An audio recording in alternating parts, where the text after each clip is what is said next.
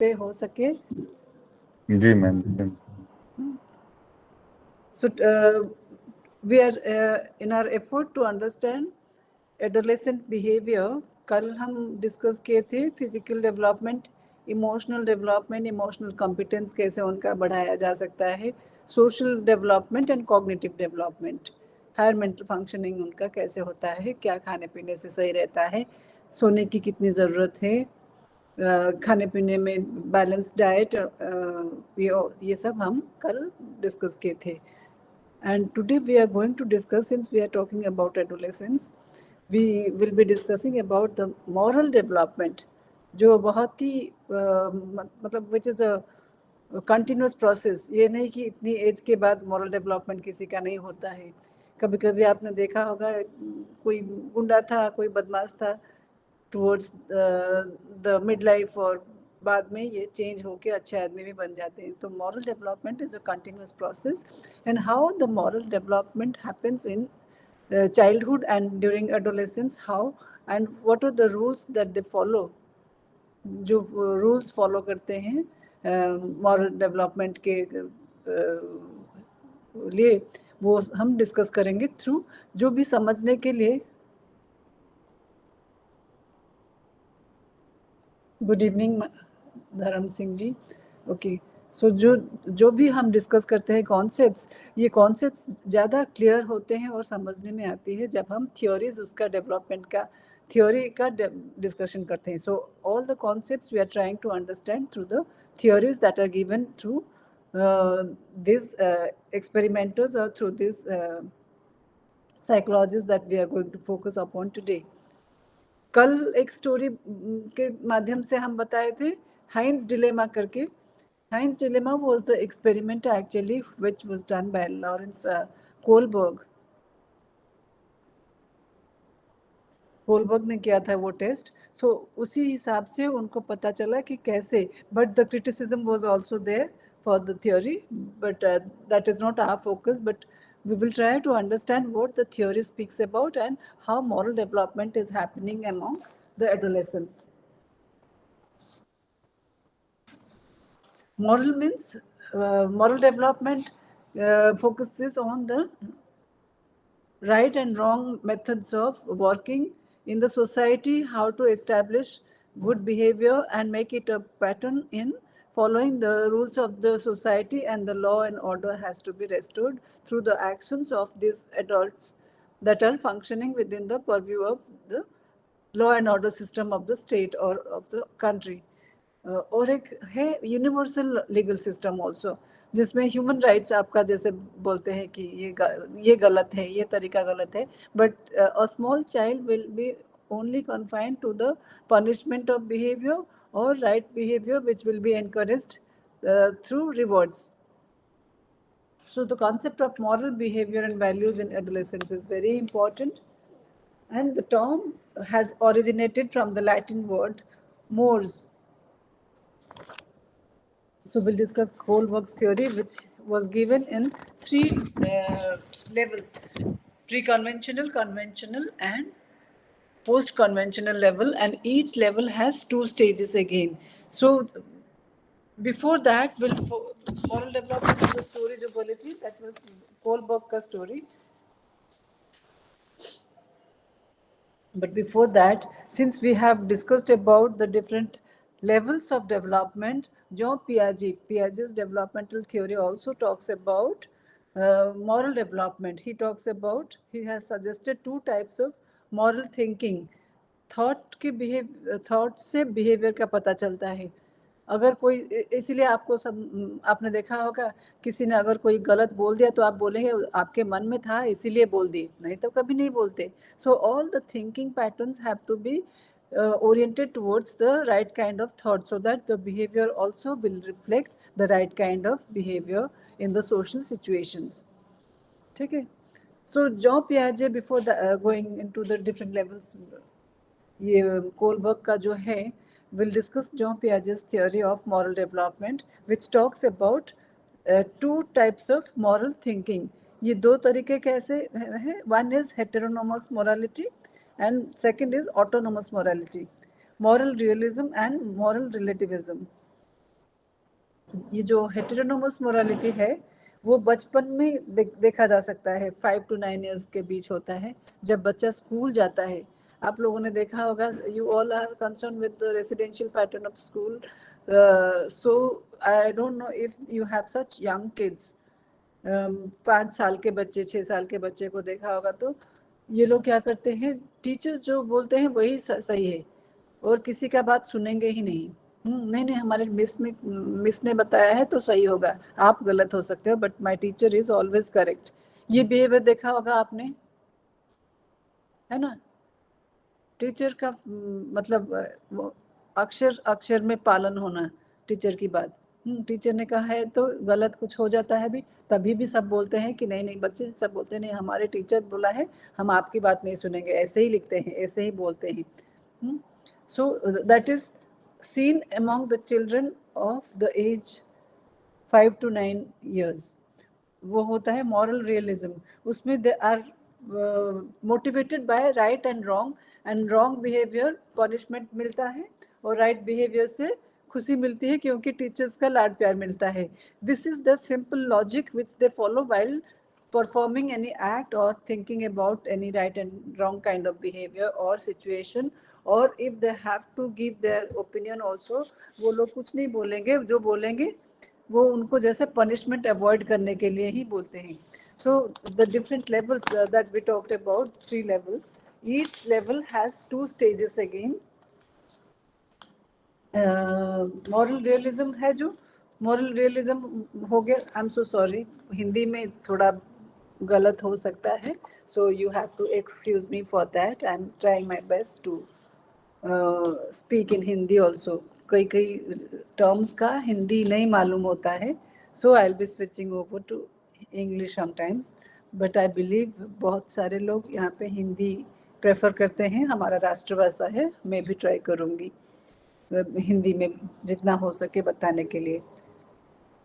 So moral realism में वो sense of right and wrong is driven bye punishment मिलेगा, ऐसे नहीं करेंगे, ऐसे नहीं बैठेंगे, अगर क्लास में बात करेंगे या किसी को मारेंगे, किसी का टिफिन खा लेंगे तो पनिशमेंट मिलता है। ऐसे ही सीखते हैं through punishment and reward system. जैसे हमारा कंडीशनिंग हो गया, they are condition to sit in a different way, इसीलिए बच्चे सारे, इनको पसंद हो या ना हो, ये लोग बैठे रहते हैं क्लासरूम में एक अलग से तरीके से। जैसे घर पे they will never listen to their parents, घर पे अगर उनको बिठाओ टेबल चेयर पे तो they will not sit for so long. So it is driven by the mass sense of right behavior and wrong behavior, and during the punishment retribution to restitution, so उसको संभाला कैसे जाए, वो correct कैसे किया जाए, वो भी उनका सीखना होता है।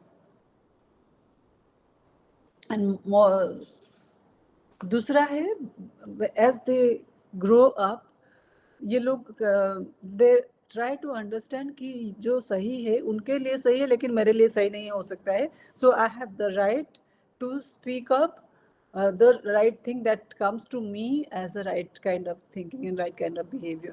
so बड़े बच्चे थोड़े अलग से बेंड करते हैं, rule bending the rules of the teachers. Sir फिर पूछेंगे तो they have also developed the logical system, the logical thinking भी उनका डेवलप होता है, so they can give a proper reason for that not so right behaviour. ऐसे ऐसे situation में, सिचुएशन उनको समझ में ज़्यादा आता है, और उनको जैसे कि उनको समझ में आता है वो logically they can explain their own behaviour, so उनका मॉरल रूल्स भी उसी हिसाब से अपना शेप लेता है। इसीलिए आपने देखा होगा कि बड़े बच्चे इतना पनिशमेंट से डरते नहीं हैं, and they can speak up for their own, they can take a stand. So they develop their own opinion about moral standards and the moral rules that they follow for themselves। So Kohlberg is another, ये गया Piaget's theory, 2 ways of thinking, moral realism and moral relativism। Relatively they decide actually whether they should stand for which condition they should stand for morally, if they agree with something or not। Kohlberg stages of development जो है उनका है 3 stages। pre-conventional, conventional and post-conventional levels, and each level has 2 stages, as I was telling you. The pre-conventional morality level has 2 stages, obedience and punishment orientation. जैसे हमने बताया कि ये जो स्टेजेस है वो एज के हिसाब से भी हम कंपेयर कर सकते हैं. प्री कन्वेंशनल बच्चे जो होते हैं they learn to be obedient, बात माननी पड़ेगी और कोई दूसरा रास्ता नहीं है, ये इनके दिमाग में बैठ जाता है, इसीलिए उनको रोना आ जाता है जब वो लोग अग्री नहीं करते हैं, पर they have to listen to what the teacher is saying. So रोना शुरू कर देंगे बट अपना कभी नहीं बोलेंगे कि क्योंकि उनको समझ में नहीं आता है कि अपना जो सोच है कैसे उसको लॉजिकली पेश किया जाए. So every action will follow certain consequences. They learn during this stage. Punishment orientation उनका अभी से बैठ जाता है कि certain consequences will be followed by certain kind of behaviors. If they show wrong behavior, उनको punishment मिलेगा. ये डर उनको बैठ जाता है. So moral standard is about punishment and reward इस stage पे. The second stage of the pre-conventional stage is individualism and exchange. इसी वक्त थोड़े से बड़े होते हैं बच्चे तो they reciprocate and they understand that उनका सेल्फ इंटरेस्ट, जैसे what is there for me, ये लोग अपना उसमें क्या फ़ायदा हो सकता है, क्या मिलेगा, वो सब सोच के चलते हैं. So stage 2 is individualism and exchange. फिर पोस्ट कन्वेंशनल के बाद, प्री कन्वेंशनल के बाद, आई एम सो सॉरी, आता है स्टेज लेवल आता है conventional stage is about a good boy and good girl. So how to be in the good books of the teacher, उनका यही सोचना रहता है. So stage 3 is about good boy and good girl. Stage 4 is law and order. वो maintain करते हैं because that is the rule, they will follow it. आपने क्यों ऐसे किया, अगर पूछेंगे बच्चे को तो वो बोलेगा नहीं ऐसे ही किया जाता है, टीचर ने बताया है. Further they can not explain क्यों बताया है, तो कॉम्प्लेक्स थिंकिंग उनका डेवलप नहीं किया होता है इसी टाइम पे. तो they would say that this is the law and that is how we are expected to behave inside the premises of the school. Then comes the post-conventional level. This post-conventional level has again 2 stages. Stage 1 of post-conventional, or stage 5 you can say, social contract for the common good and welfare of others. ये लोग behave करते हैं. जिस behavior से और जिस thinking से वो बाकी लोगों का भी अच्छा ही सोच सके, उस हिसाब से their moral values are decided and their moral behavior will be also following on those lines. The last stage is principal conscience, personal integrity. इसमें क्या होता है, बड़े होते हैं थोड़े से, they are grown up adolescent kids. So what they will do, they will show personal integrity of character जो बोलते हैं उनको हम, morally they can explain their behavior, they can take a stand. अगर कोई उनके पक्ष में खड़ा हो या ना हो, ये अपना पक्ष लेते हैं, जो उनको सही लगता है morally वही करते हैं. और this is the last stage as he says. And further from here the moral standards can change depending on the culture and depending on the geographical area or where जहाँ पे ये लोग रहते हैं. जैसे कहीं कहीं मॉरली रॉन्ग नहीं होता है, जैसे लड़का लड़की एक साथ घूमना किसी किसी गांव में बहुत ही बुरा होता है, लेकिन इफ़ यू अगर आप दूसरे सिटीज़ में चले जाओ तो it's very common to have boyfriends and girlfriends also, और boys who can be friends और girls who can be best friends also. So morally ये कैसे देखते हैं एक सिचुएशन को, डिपेंड्स ऑन मैनी फैक्टर्स. ये नहीं कि ये अगर ऐसे करते हैं तो पनिशमेंट मिलेगा, पर क्या आपको अच्छा लगता है क्या नहीं वो भी हो जाता है एक way of behaving without saying anything और without doing anything. So there are factors which affect moral development. Different factors जो है वो इनके मॉरल स्टैंडर्ड्स और मॉरल बिहेवियर को शेप देने में बहुत हेल्प करते हैं। एक है family. Family is the first place actually where the child learns कि ऐसे नहीं बोलना, स्कूल में अगर जाते हो तो बच्चों से झगड़ा नहीं करना, दूसरे का टिफ़िन नहीं खाना, ये सब जो सिखाते हैं बचपन में शुरू होता है फैमिली से। Parents are the best moral educators when they are still at home, but when they are dropped at your school they are staying there for 24/7। तो उनको जो सीखने को मिलता है, देखने को मिलता है, that is through the teachers. So इस केस में family then school.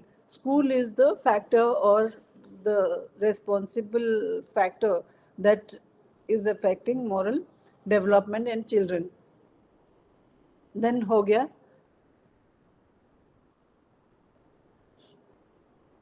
Then school के बाद peer groups and friends.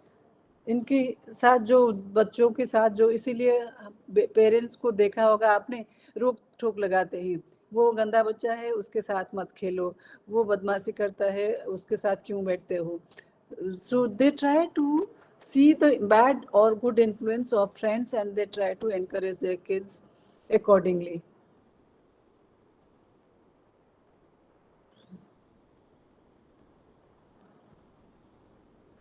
So friends, the kind of friends they keep, that also influences their moral development. Then comes society and culture.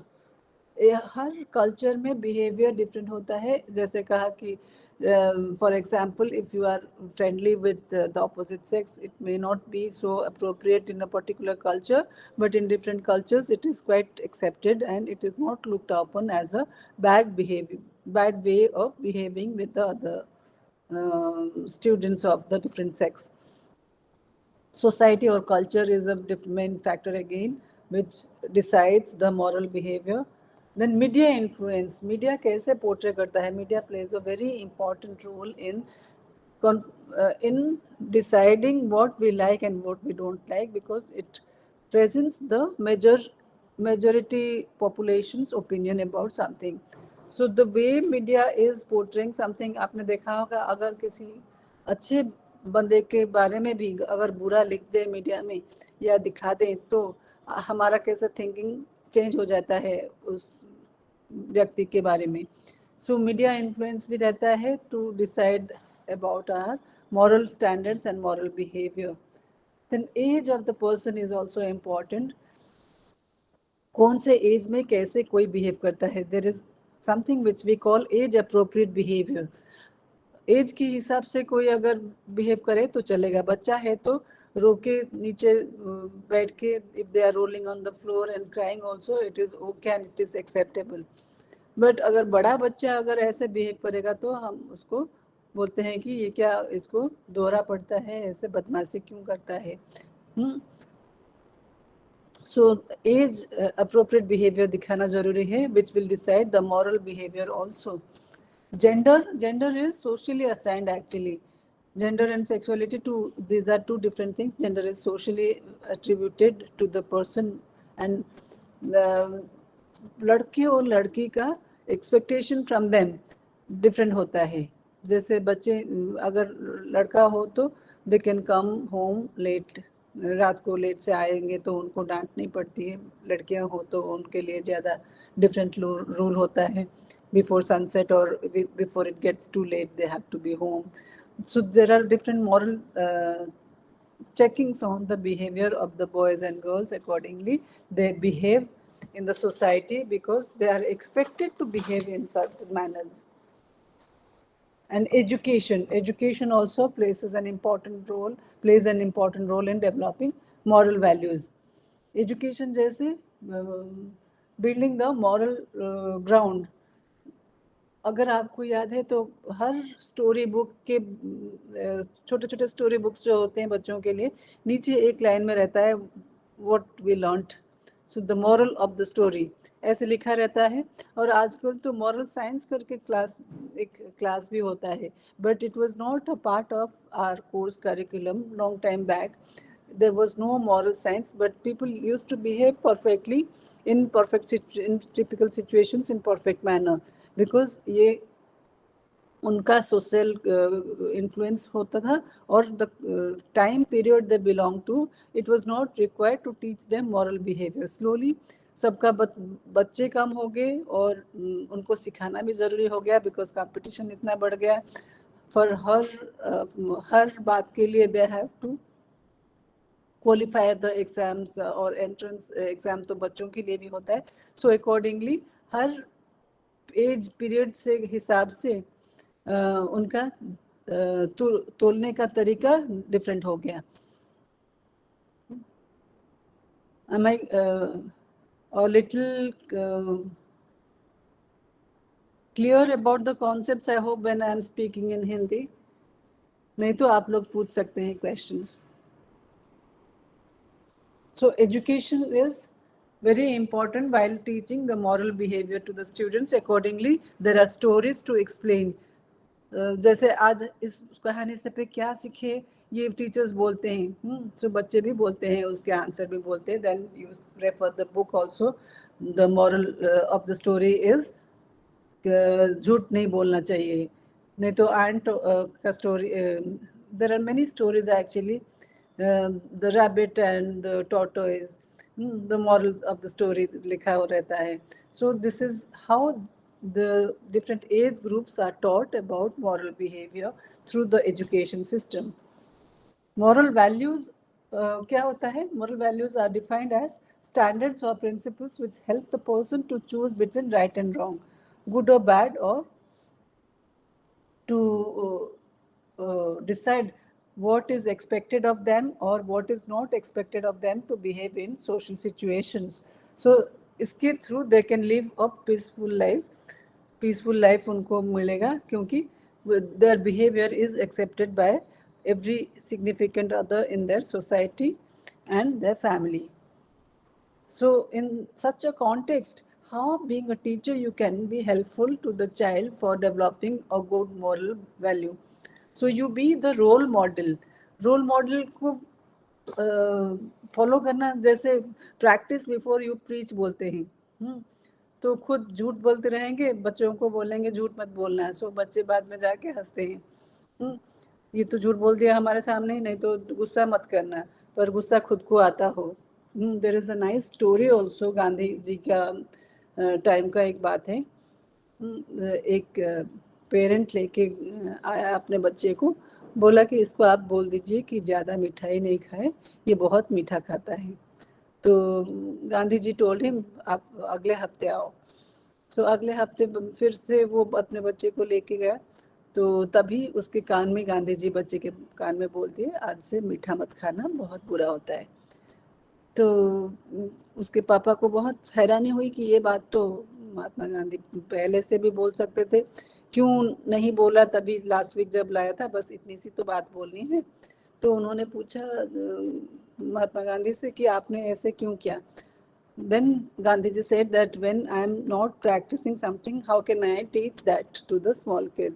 So practice before you preach is something which you have heard, and you try to do that so that you can be a good role model for the child, and you don't have to explicitly say कि ये करना मत, ये करो मत. देख के ये लोग ज़्यादा सीखते हैं.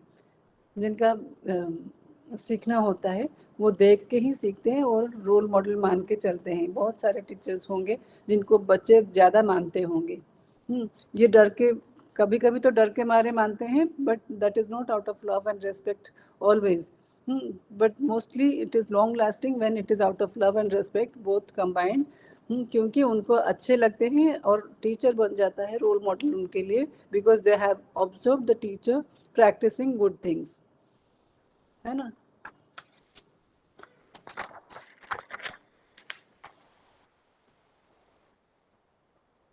So how to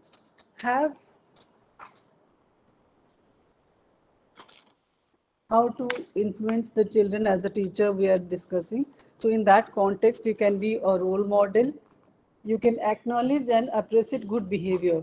आप टीचर हो के अगर कहीं पे अच्छा बिहेवियर देखे, कोई बच्चा दूसरे बच्चे को हेल्प कर रहा है, गिर गया उठाने को हेल्प कर रहा है, या उसका पेन नहीं लिख रहा है उसको पेन दे रहा है, एक्सचेंज कर रहा है, अपना बुक लेके नहीं आया, कोई उसको अपना बुक दिखा रहा है, ये सब गुड बिहेवियर जो ऑब्जर्व करे आप, you acknowledge that and give a good feedback.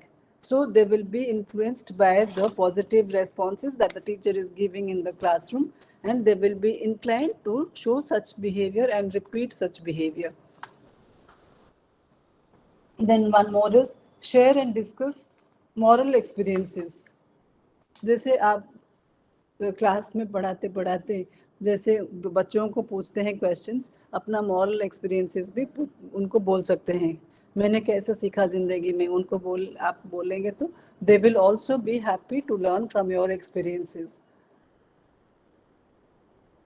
Then have a clear and effective communication. You should always have a personality where children are not scared of you. डरा धमका के अगर उनको सिखाएंगे तो वो ओपन अप नहीं करेंगे. You should be accessible to the children always so that they can come back to you always and they'll know that you are always there to stand for them.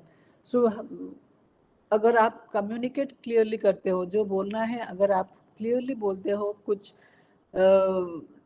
जैसे आपने देखा होगा, since this is online, I don't know how to have some practice sessions also, but when you go through the book you will have interesting stories to read on such topics. So आपने देखा होगा कि किसी किसी को गुस्सा आता है तो दूसरे तरीके से भी एक्सप्रेस करते हैं. तो अगर being a teacher, if you are not communicating very clearly, then they will have a very confused idea about certain concepts. So you should have clear and effective communication, effective which can impact and which can convey the right message.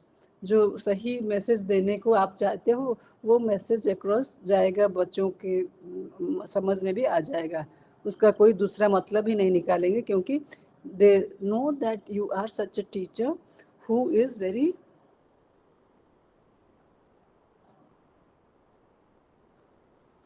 very clear what they say.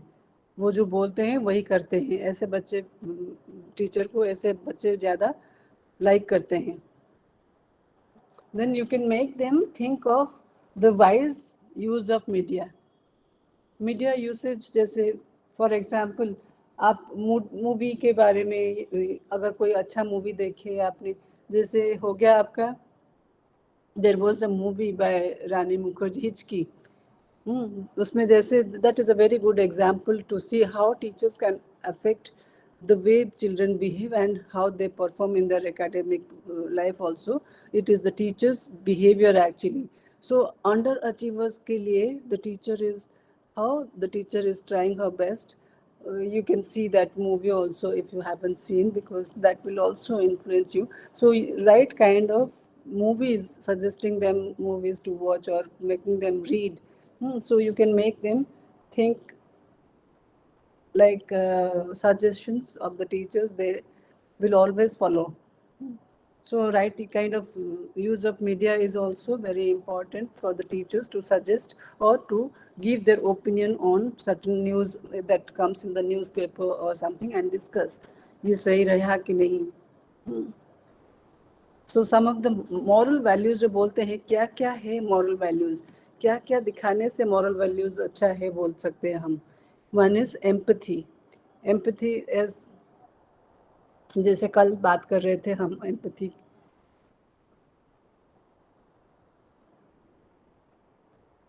Empathy is to put your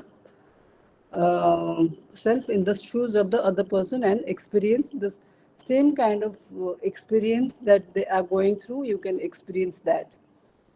So from their perspective, actually उनके perspective से आप सोचते हैं, ये जो बोलते हैं आप उनके तरीके से बोलते हैं, क्योंकि आप completely समझते हो वो लोग कैसे feel कर रहे हैं. So this empathy is mother of all other values. It is said that empathy is the mother of all other moral values, because you understand the other person's perspective and how they feel also. Compassion is the second moral value which is desirable to have in a child or to have in a person. second is compassion. Being compassionate means कैसे दूसरे को love and care दिया जा सकता है, ये बच्चों को सिखा सकते हैं. This is a positive emotion. Compassion जो है, हम कल बात कर रहे थे इमोशनल कॉम्पिटेंस के बारे में बात करते हुए, हम positive emotions and negative emotions के बारे में बात कर रहे थे. तो this is a positive emotion compassion and we can learn to teach that to our students. The third is gratitude. You have to be very careful about how to express your gratitude to the youngsters also. बहुत सारे बड़े लोगों को ये बुरा लगता है, जैसे हो गया for example you are arguing with your parent or your grown-up child is arguing with you. Suddenly you realize that the child is saying the right thing and somehow you got confused and you kept on saying the wrong thing. लेकिन ऐसे इतना भी साहस करेज होना चाहिए कि आप बोल सके सॉरी मैं तो गलत था, इस बार तो तुमने सही बताया, sorry I didn't get you. ये बहुत कम लोग ही बोल पाते हैं. सो ग्रैटिट्यूड ऑल्सो, जैसे आपने अपना ग्रेटफुलनेस एक्सप्रेस करने के लिए बोलते हैं to appreciate others. This behaviour also is very important to express gratitude for what you are thankful to the other person. It has to be communicated effectively and very clearly so that you will have a very good bonding and moral standard भी आप बढ़ाते हो. Then fourth is honesty. Honesty is the best policy जैसे बोलते हैं. So honesty दिखाने के लिए it's not about just saying it, but you have to be really honest when you are communicating with the students. कभी ये नहीं सोचना कि ये तो बच्चों को जो भी बोलने से चलेगा उनको समझ में नहीं आएगा, because they observe a lot. We think that बच्चों को पता नहीं चलता है, but बच्चों को सब कुछ पता चल जाता है देख के ही, because they learn by watching more than listening. And the fifth value is, moral value is sharing, जो पेरेंट्स भी सिखाते आते हैं. I am sorry, is there any question?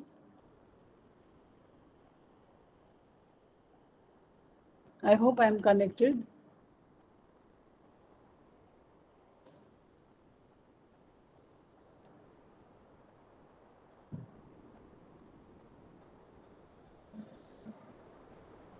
Yes, ma'am.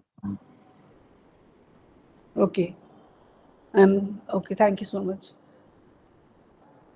Then the sixth moral value is cooperation.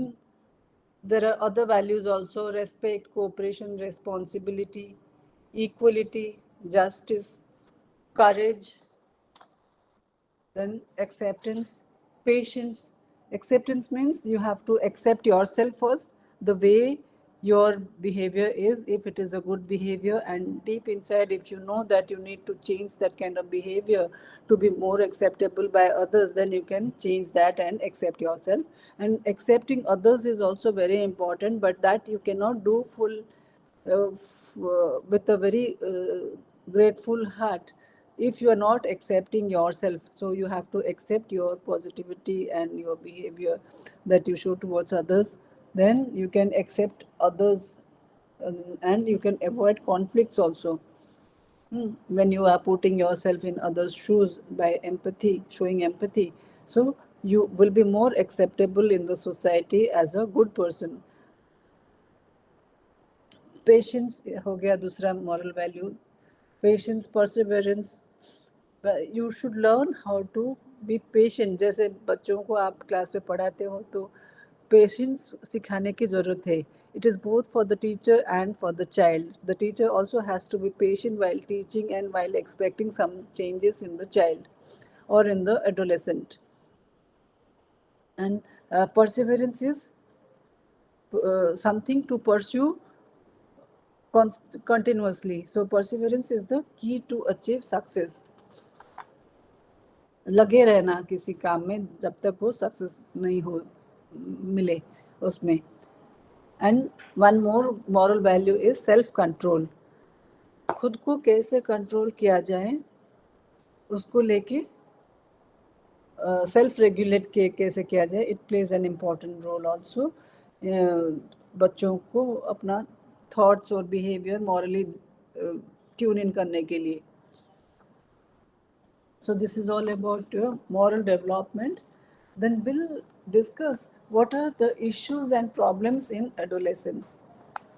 बच्चों को क्या दिक्कत आती है और क्या प्रॉब्लम्स उनको हो सकता है एडोलेसेंट को during the this stage and during school hours or after school hours also, since it is a residential school system that you all are in as house mothers or house parents,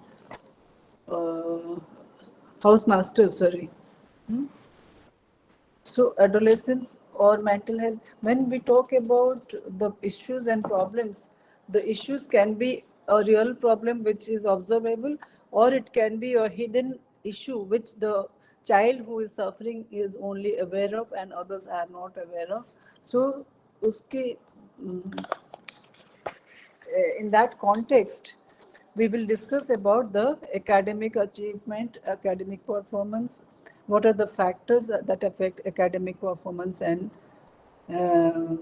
decision कैसे लेते हैं career के बारे में, ये सब हम देखेंगे इस यूनिट में. सो एकेडमिक परफॉर्मेंस मीन्स बच्चों को, तो सारे बच्चों को तो सबको 90 के ऊपर नहीं आता है. If you have seen the IQ curve also, जो बेल कर्व होता है, the normal probability curve NPC बोलते हैं, उसमें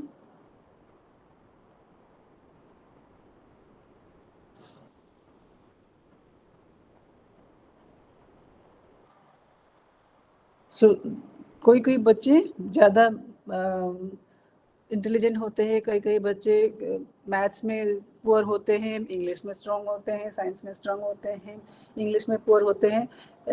सारे सब्जेक्ट्स में कोई एक्सपेक्ट भी नहीं करेंगे कि सबको अच्छे ही 90 के ऊपर ही आए, because there will be also average students whose capacity, as we were discussing yesterday, zone of proximal development Vygotsky का थ्योरी बोलता है. सो किसी का अगर उसमें है ही नहीं उतनी इंटेलिजेंस, तो they can not achieve the first position in the class. No matter how much you push them or how strict you become with them, they will be only achieving what is their appropriate standard. उसी हिसाब से वो उनको treat किया जाए जैसे. So the academic performance is the performance of students during their school.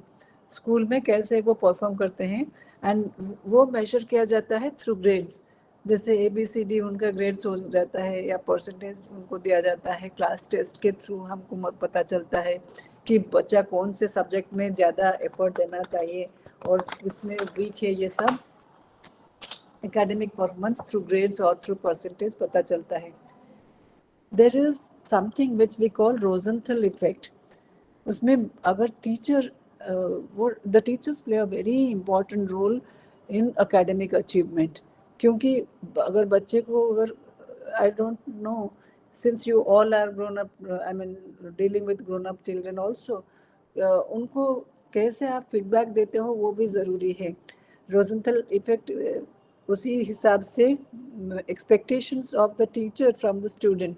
अगर अच्छा है, अगर आप बोल दे कि मुझे तो तुमसे ज़्यादा उम्मीद थी, आपने तो इस बार बिल्कुल एफर्ट नहीं दिया, अगले बार मुझे मालूम है आप इससे ज़्यादा अच्छा करोगे, ऐसे बोल दो, तो उनको मतलब जैसे they feel very motivated and they will try to live up to the expectation of the teacher. So this is called Rosenthal effect. They behave according to the expectations of the teacher, and their academic performance also changes accordingly. So there are many factors which affect academic achievement. The factors can be interpersonal or intrapersonal, then institutional, and there are other factors also we'll discuss. Interpersonal factor for affecting, जैसे हम कौन से factors हो सकते हैं जो academic achievement को influence करता है. एक है इंटरपर्सनल बिटवीन पर्सन्स। सो उसमें आ गया पेरेंटल एंगेजमेंट, पेरेंट्स का कितना इन्वॉल्वमेंट होता है उनके बच्चे के डेवलपमेंट में। और पेरेंटिंग स्टाइल भी एक है, there is a method of parenting style. सारे पेरेंट्स एक जैसे नहीं पेरेंटिंग करते हैं, कई कई बहुत पॉजिटिव होते हैं, कई कई रिलैक्स्ड होते हैं, कई कई very, some parents are very aggressive also, sometimes they are not bothered about the child। बच्चों को छोड़ के चले गए, जैसे घूमने पार्टीज है या कहीं किसी के सोशल गैदरिंग में जाना है तो बच्चों को इन्वॉल्व नहीं करते हैं ज़्यादा। तो there is a emotional distance some parents have with the children also. इसीलिए कई बच्चे देखे होंगे आपने कि घर से ज़्यादा पसंद करते हैं स्कूल के हॉस्टल में रहना। तो घर पे जाते हैं तो they can not find the friend that they are looking for in a parent, और फ्रेंडली बिहेवियर और फ्रेंडली एटीट्यूड, और when they think that they are understood by their parents. तो उनको डिफरेंट तरीके से पेरेंटिंग स्टाइल होता है। So interpersonal में पेरेंटिंग स्टाइल कैसे होता है वो भी अफेक्ट करता है उनका एकेडमिक अचीवमेंट। अगर पेरेंट्स इन्वॉल्व ना हो तो उनको तो कुछ फ़र्क नहीं पड़ता, ये मान के चलते हैं बच्चे फिर। सो एकेडमिक अचीवमेंट अफेक्ट होता है उसके लिए। और पीयर इन्फ्लुएंस भी अफेक्ट करता है, जैसे बच्चा पढ़ने को बैठा तो चल घूम के आते हैं फिर बाद में पढ़ेंगे, ऐसे भी फ्रेंड्स होते हैं पढ़ाने को ज़्यादा मोटिवेट नहीं करते हैं। और कई कई होते हैं कि मिल के पढ़ाई करते हैं, रात रात भर बैठ के फ्रेंड्स पढ़ाई भी करते हैं और बदमाशी भी करते हैं, खेलना, मस्ती मारना, ये सब। So according to the peer or friend group that they have, their academic achievement is affected। Intrapersonal is कई कई को बोलने को नहीं पड़ता है, आपने देखा होगा कि किसी किसी बच्चे को बिना बोले भी वो पढ़ते रहते हैं, because it is their wish to do well in the exam. So ये हो गया intrinsic motivation, inside from their own self they try to do well because this is what they want। so intrinsic motivation, temperament किसी किसी का होता है कि academically अच्छा करे ताकि उनको अच्छा लगता है, ये भी। और there is one more factor which is institutional. Institution responsible रहता है, the school factors, the teacher student relationship और the method that the teacher follows, किस मेथड से टीचर पढ़ाता है वो भी मैटर करता है ये बच्चों का एकेडमिक अचीवमेंट में, एकेडमिक परफॉर्मेंस में। There are other factors also, socio economic variables और parents education level, occupation, gender stereotypes, ये सब मैटर करता है। क्योंकि जैसे कभी कभी बच्चे अगर लो मार्क्स लाते हैं तो उनको ट्यूशन लगा देते हैं, कहीं कहीं घर पे जाओ तब भी उनको ट्यूशन में बैठना पड़ता है क्योंकि पेरेंट्स को लगता है कि ये और अच्छा कर सकता है तो इसको ट्यूशन में डाल दें। So there are many other factors which are affecting their academic performance and achievement levels. And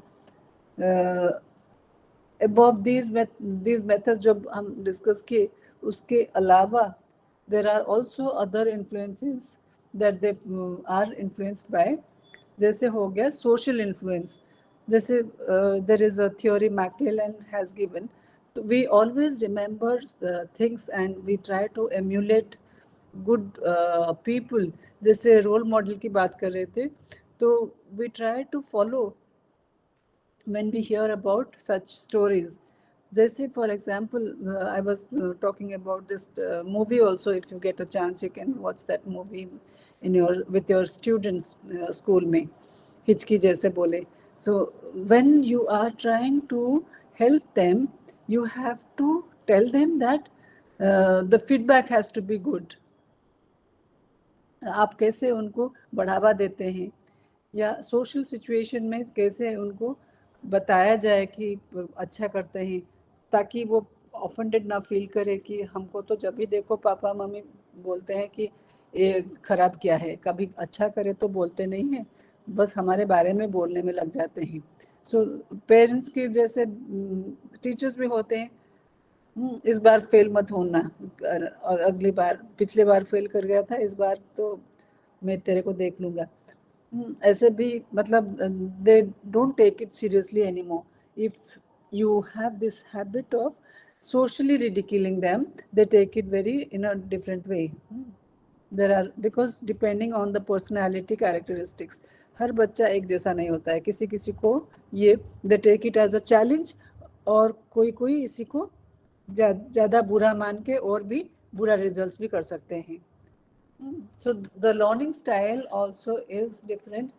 There is a method called Neil Fleming ka VARK, VAARK, VARK model. These are the 4 styles of learning that the child engages in. V stands for visual, A is auditory, and R is for reading and writing, K is for kinesthetic. Kinesthetic means by the certain movements and getting involved in specimen collection. जैसे आपने भेज दिया botany का teacher जैसे भेज दिया, चलो आप ढूंढ के लाओ इसको, नहीं तो एक्सपेरिमेंट करके जैसे, सो वो आ गया kinaesthetic style of learning. So these are the 4 methods of learning that the child engages in. So these can be improvised to help in the understanding of the child the different concepts that they are teaching. और एक है interest level of the students, study skills, and finally they have to manage their time. How to manage their time so that they will not lag behind, and they can also complete their course and do well in the exams. So here, what is the, am I audible? Because there is some sound outside. I hope I'm audible and it is not interfering in the class.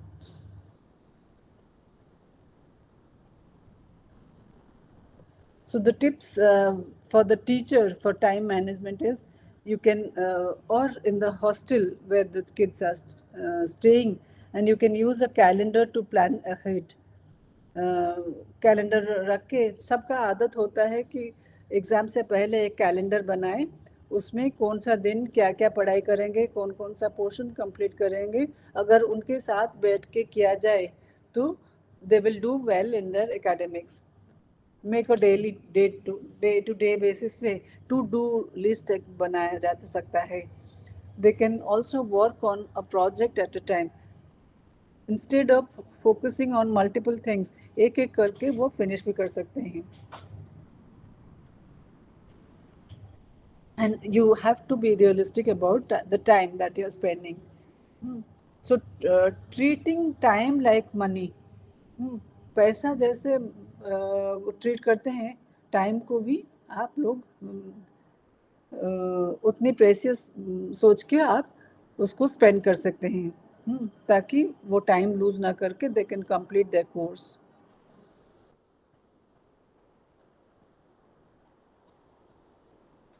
So how to cope with the challenges of the academic workload? Because उनको तो बच्चों को ज़्यादा लगता है, and this is the developmental stage where the memory is maximum actually. उनको मतलब ऐसे on an average, if we see, then this is the age जब वो average memory उनका रहता है high, average बच्चों का. Okay. And there are different ways of coping with the stress. क्योंकि उनको ज़्यादा स्ट्रेस होता है, कोपिंग मैकेनिज्म सबका होता है. किसी को अगर स्ट्रेस ज़्यादा हो जाए तो जाके सो जाते हैं, कोई कोई किसी को नींद नहीं आती है, फिर वो बैठे रहते हैं पढ़ाई करने में, और किसी को एग्ज़ाम के टाइम पे ज़्यादा नींद आती है. आप लोगों ने देखा होगा पक्का, ये मतलब यूनिवर्सली ये देखा गया है कि स्ट्रेस का कोपिंग मैकेनिज्म जो है सबका डिफरेंट होता है.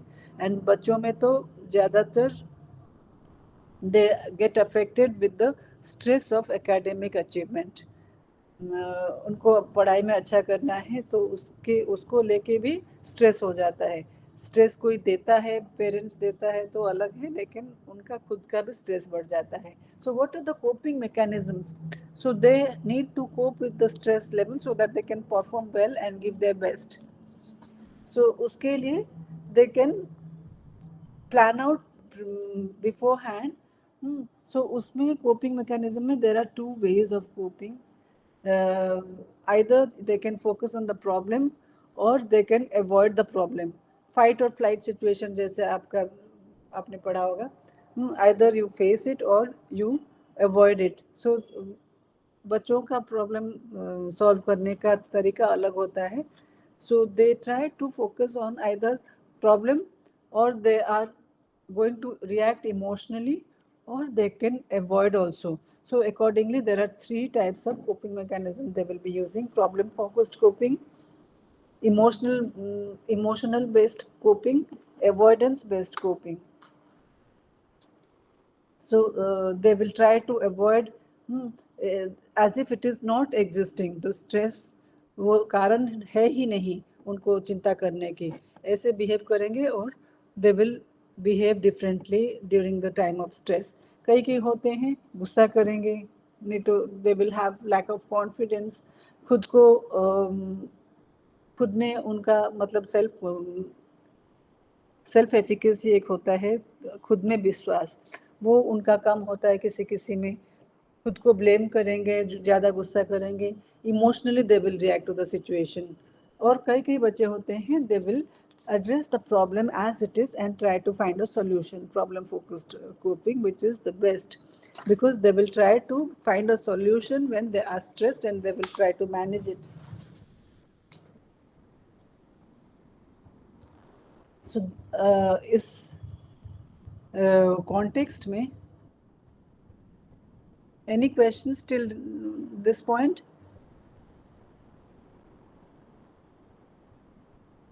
Is there any? I hope I am clear. I'm just making sure. Okay. So how we can take career decisions during adolescence? Career decision लेना, जैसे पहले there were very limited options for career. Doctor का जैसे I don't know if these days also they do the same, but mostly it has been observed doctor के बच्चे डॉक्टरी पढ़ना चाहते हैं. इंजीनियर्स तो मैक्सिमम बच्चों का पेरेंट्स का ये होता है कि इंजीनियरिंग में जाए या आईटी में जाए. So there are expectations of parents from their children, how they should be choosing their career.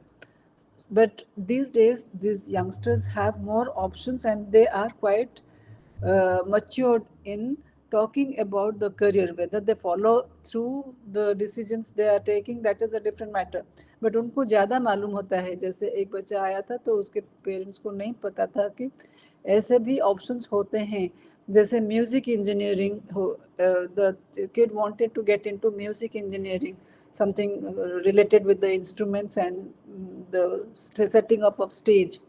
जो प्रोग्राम्स होते हैं स्टेज, बड़े बड़े स्टेजेस में प्रोग्राम करना, और उनका that is an engineering degree also. The child wanted to have options में जो वो लिया, बच्चों के पेरेंट्स को समझ में नहीं था. So they had doubts about the child bluffing. वो तो ऐसे झूठ बोल रहा है, कुछ बोलता रहता है, बोल के उसको डिमोटिवेट करते रहे. बाद में पता अभी वो बच्चा बहुत ही सक्सेसफुल है, बॉम्बे में जाके वो कर रहा है. So there are many different career options also they know about, and we as parents or as teachers, it is our duty kind of thing, or we should be encouraging them if it is the right kind of career option they are choosing for themselves, because उनके aptitude पे depend करता है कि वो कौन से road पे जाए तो अच्छा करें. So if they are choosing something, we should encourage them and we should guide them also if it is not the right path they are choosing, because एक करियर चूज कर लिए तो they have to stick to it for 30-40 साल के लिए, 30 साल के लिए एटलीस्ट तो उनको स्टिक करना पड़ेगा जो करियर चूज कर रहे हैं अपने लिए. सो अगर वो अपने पसंद का काम नहीं चूज करते हैं तो they will never be happy. So बच्चों को अगर खुशी देखना चाहते हैं लाइफ में, तो we have to support their career decisions and guide them properly when it is not the appropriate decision they are taking, because ultimately what matters is happiness in life. So there are problems in career options or career decisions that they are choosing for themselves. So factors that contribute to career indecision is inadequate family support and problematic interaction pattern and attachment. These are the factors which can influence the career indecision. जैसे किसी किसी बच्चे को पूछो बड़ा हो क्या बनेगा, पता नहीं भी बोलते हैं, कोई तो बोल देते हैं कि एस्ट्रोनॉट बनूंगा या कुछ करूंगा, बट किसी किसी का कंफ्यूजन भी रहता है because they have never thought about it clearly और there is too much of expectation from the parents side.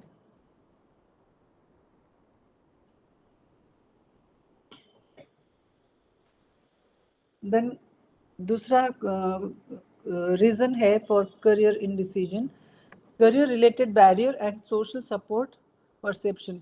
किसी किसी को लगता है मैं ऐसे करूँगा, मन में तो बहुत इच्छा होता है बच्चों का कि कुछ नया सा करियर करने के लिए, but they are afraid of not getting the social support और parental support. That could be a factor also for being indecisive during their career choices.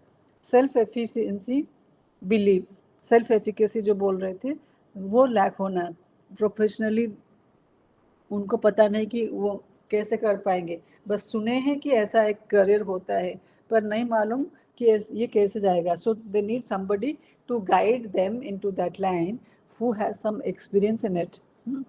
So identity related factors, अपनी आइडेंटिटी को लेके factors अगर ज़्यादा है तो मुझे तो सब बुद्धू बुलाते हैं, मैं कैसे बोल सकता हूँ कि मुझे ये बनने की इच्छा है.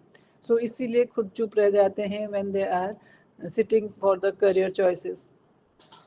डिसीजन मेकिंग स्किल हो गया, anxiety is also a factor which stops them from taking career decisions. और कोई बच्चे बहुत ही परफेक्शनिस्ट होते हैं, उनके मन के मुताबिक अगर काम नहीं हुआ तो वो उसमें लगे रहते हैं जितना भी टाइम वेस्ट हो. तो ये सब देखने को मिलता है करियर डिसीजन में. प्रिपेयर कर रहे हैं जेई के लिए, मगर एन मोमेंट पे देंगे नहीं अभी इस बार तो मैं प्रिपेयर नहीं हूँ, नेक्स्ट टाइम दूंगा. ऐसे भी देखा गया है कि बच्चे ऐसे भी करते हैं. अपने आप को कम समझना, अपने आप को प्रिपेयर्ड ना समझना, खुद का सेल्फ डिप्रिकेटिंग बिहेवियर दिखाना, ये सब उनको स्टॉप करता है फ्रॉम टेकिंग करियर डिसीजंस.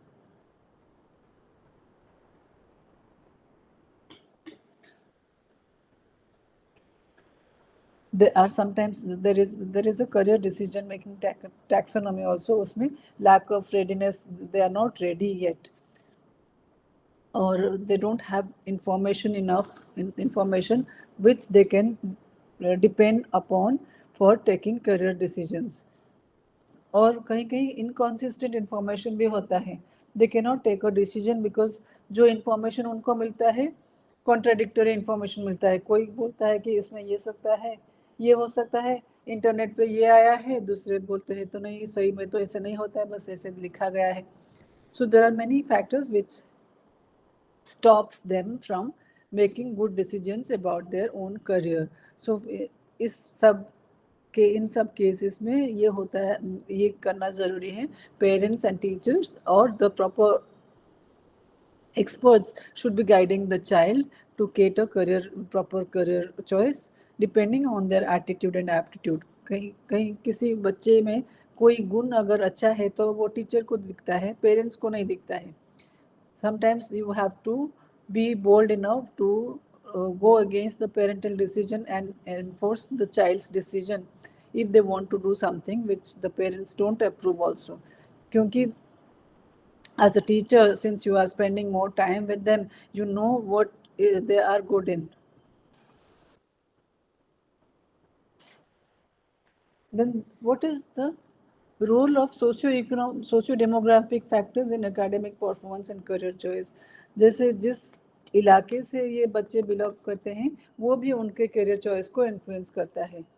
जैसे उन्होंने कभी सुना ही नहीं है, गांव से आए हैं, उन्होंने कभी सुनाया नहीं है कि किसी दूसरे फील्ड में, जैसे किसी को some people don't know actually that there are many career options related to computers only. सबको देखो, जिसको देखो आईटी में जाएगा, तुम तो मैकेनिकल इंजीनियरिंग के, तुम क्यों जाओगे? ऐसे भी बच्चों को पेरेंट्स पूछते हैं। हाँ, सो आईटी में क्या करोगे जाके? So there are many different questions that they have to answer, and they don't know how to satisfy their parents or the person who is going to be responsible for funding their career choices and the career they would be taking up. So उसके लिए parents का education भी ज़रूरी होता है. So educating the parents is also very important. Sometimes there are student support services available in schools. I don't know if it is there in your school, career choice को लेके, but for poor students extra tutorial होता है, जो जिस subject में poor होता है उसको उसी में फिर से बिठा के उनको समझाते हैं. स्टूडेंट रेमेडियल सपोर्ट एक बोलते हैं उसको. They provide a cure or remedy to the students who are slow in understanding or slow in studies. So what is the role of teachers in promoting academic achievement is some teachers are not very clear and consistent in saying things that they mean to say in the classroom. So ये एक होता है, teachers should be very clear and consistent while speaking to the students in the classroom, and they should focus their attention on individual and collaborative learning.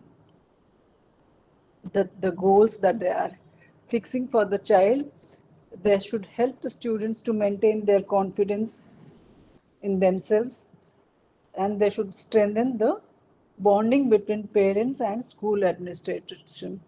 क्योंकि parents को तो involve होना ही पड़ता है, जितना भी टाइम वो स्कूल में रह लें, अगर पेरेंट्स इन्वॉल्व नहीं है, जितना भी पैसा दे, ये बच्चे मोटिवेटेड नहीं फील करेंगे. So it is the duty of it is the role of a teacher actually, how they are motivating the parents to get involved with the academic performance of the student, and also how to get involved with the school administration. These are the roles expected of a teacher that are working in the schools and taking care of the schools students 24/7. So the role of teachers, what a teacher's role is in the career choice. So they have a working relationship between the parents and the school. So they are the joining link between the parents and school. बच्चे के parents आते हैं तो वो हर teacher से नहीं मिलते हैं. जो टीचर रिस्पॉन्सिबल है, जिसको वो ट्रस्ट करते हैं, जिसके बारे में बच्चा जाके उनको बोला है ये फलाना टीचर हमको इतना हेल्प करता है, उनसे जाके मिलते हैं. So role of the teacher is to work as a work. They should have a working relationship between the parent and the school. और उनको पता चलता है, they can assess the career readiness or skill of the student. उनको पता चलता है बच्चों का कितना readiness है to take a test. अगर जेई में बैठना चाहते हैं या किसी भी एंट्रेंस में जाना चाहते हैं या किसी डिफेंस में जाना चाहते हैं, हर बात के लिए teachers are the best to enlighten the parents about the career decisions that the child is going to make. Then the role is also to refer to career counseling or guidance when the child अगर बच्चा confuse दिखता है तो उनको counselling के लिए भी भेज सकते हैं, so that they will have a clear idea about what they want to do with their life. Because guidance मिले तो ये लोग अच्छा करते हैं. देखा गया है कि they just need to be guided on the right path. Then encouraging their students to trust their own decisions. बच्चा तो डिसीजन ले लिया, लेकिन सबका रिएक्शन दूसरा होता है. हर गली में, हर घर में सब एक बात नहीं बोलते हैं, कई उल्टा बात भी बोलते हैं. So to stick to their career choices and give their 100% into it is also very important. So teachers are there to help them to pursue the decisions that they are taking for their career. So जो वो decision लेते हैं उस पे अमल करे और उसको stick करे, ये कराने के लिए टीचर्स का रोल बहुत ज़रूरी है. Then they can identify closely any specific interest of the student. किसी एक सब्जेक्ट में या किसी एक सिंगल चीज़ में अगर उनको इंटरेस्ट है तो ये लोग बता सकते हैं पेरेंट्स को या करियर डिसीजन लेते हुए बच्चों को कि ये क्यों नहीं देखता, ये तो तुम्हारा अच्छा है, उस आपने तो अच्छा किया था पिछली बार, या प्रोजेक्ट में अच्छे किए थे, या you are a good speaker, you can speak well, और anything that you have observed and the parents fail to notice, that you can do. They can trigger interest in careers also. Address कर सकते हैं stress अगर होता है तो they can help in planning the profile of the student also. They can be of great help. इस तरीके से being a teacher you can always be of help to the students in different matters. ये हो गया career choice और career achievement, academic achievement or academic performance of the students and how as a teacher you can help them. Then comes adolescence and mental health. Health जो बोलते हैं हम, पहले तो फिजिकल हेल्थ के बारे में बात की, फिजिकल हेल्थ उनका कितना इम्पोर्टेंट है, खाना पीना जैसे देखना जाए, लेकिन कोई अगर स्वस्थ दिखता है, कोई if a child looks healthy, that doesn't mean that he is really healthy, because health is a very holistic concept. हर तरह से वो हेल्दी होना चाहिए, सोशली हेल्दी होना चाहिए, इमोशनली हेल्दी होना चाहिए, मेंटली हेल्दी होना चाहिए, और किसी किसी हेल्थ रीज़न का पता नहीं चलता है क्यों वो बिगड़ गया. So out of this health questions, और एक बड़ा एस्पेक्ट है मेंटल हेल्थ. मेंटल हेल्थ किसी का अगर अफेक्टेड हो तो वो इतनी आसानी से पता नहीं चलता है, तुरंत ही बुखार आ गया सडनली पता चल जाता है, बॉडी का टेम्परेचर राइज हो गया, 1 घंटे में पता चल जाता है कि इसका बॉडी का टेम्परेचर है, और यू स्टार्ट मेडिसिन. अगर कोई मेंटली इल है तो उसको अगर मेंटल इलनेस कुछ हुआ तो वो पता नहीं चलता है, वो पकड़ में आता ही नहीं है, क्योंकि धीरे धीरे उसका बिहेवियर चेंज होता है, फिर से फ्रेंड्स बोलना शुरू करते हैं, उसको तो बिगाड़ देते हैं बाकी ज़्यादा उसका हेल्प करने की वजह से. सो 1 घंटा जो लगता है फिजिकल इलनेस को डिटेक्ट करने में, मेंटल इलनेस को डिटेक्ट करने में तो महीना भर चल जाता है, और सालों भी बीत जाते हैं, पता नहीं चलता है कि बच्चे को ये डिफ़िकल्टी होता है, उसको मेंटल इलनेस हुआ है, या मेंटली ये डिस्टर्ब्ड है, ये हेल्प चाहिए उसको, ये दवाई चाहिए, या ये काउंसलिंग उसको चाहिए. सो इस सिलसिले में बात करेंगे हम एडोलेसेंस का क्या-क्या मेंटल हेल्थ प्रॉब्लम्स हो सकते हैं. Am I clear up to this point?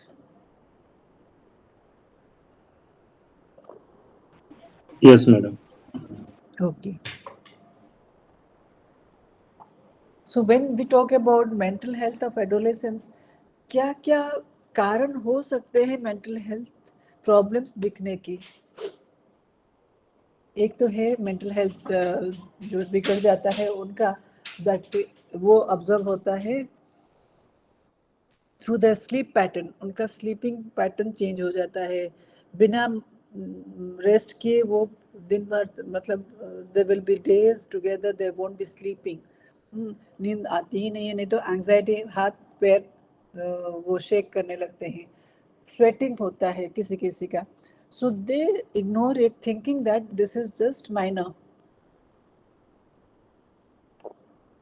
क्योंकि ये एडोलेसेंस का स्टेज है, ये डेवलपमेंटली एक चैलेंजिंग पीरियड है, because they are going through many changes including career, including studies, then staying away from home, and dealing with the hormonal changes, और virtual identity में problem हो गया, फ्रेंड्स के साथ झगड़ा हो गया, बहुत सारा इश्यूज इसी स्टेज पे आता है. Because of the typical nature of this age actually they get into more trouble and more problems they are facing. So हर प्रॉब्लम का एडजस्टमेंट करना, or to actually find solution to all these problems, they normally don't share their problems with everybody, only their friends will know. So how to help them to identify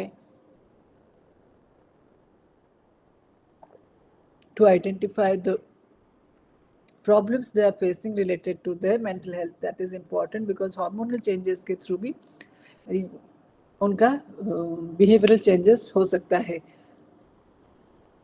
So we have to understand the concept of mental health, because the WHO defines mental health as a state of well-being in which, I'm just reading this out, that is given in your book. So you can also go through that when you are finished with the class. Mental health is a state of well-being in which every individual realizes his or her own potential. They can cope with the normal stresses of life, can work productively and fruitfully, and is able to make a contribution to his or her community. So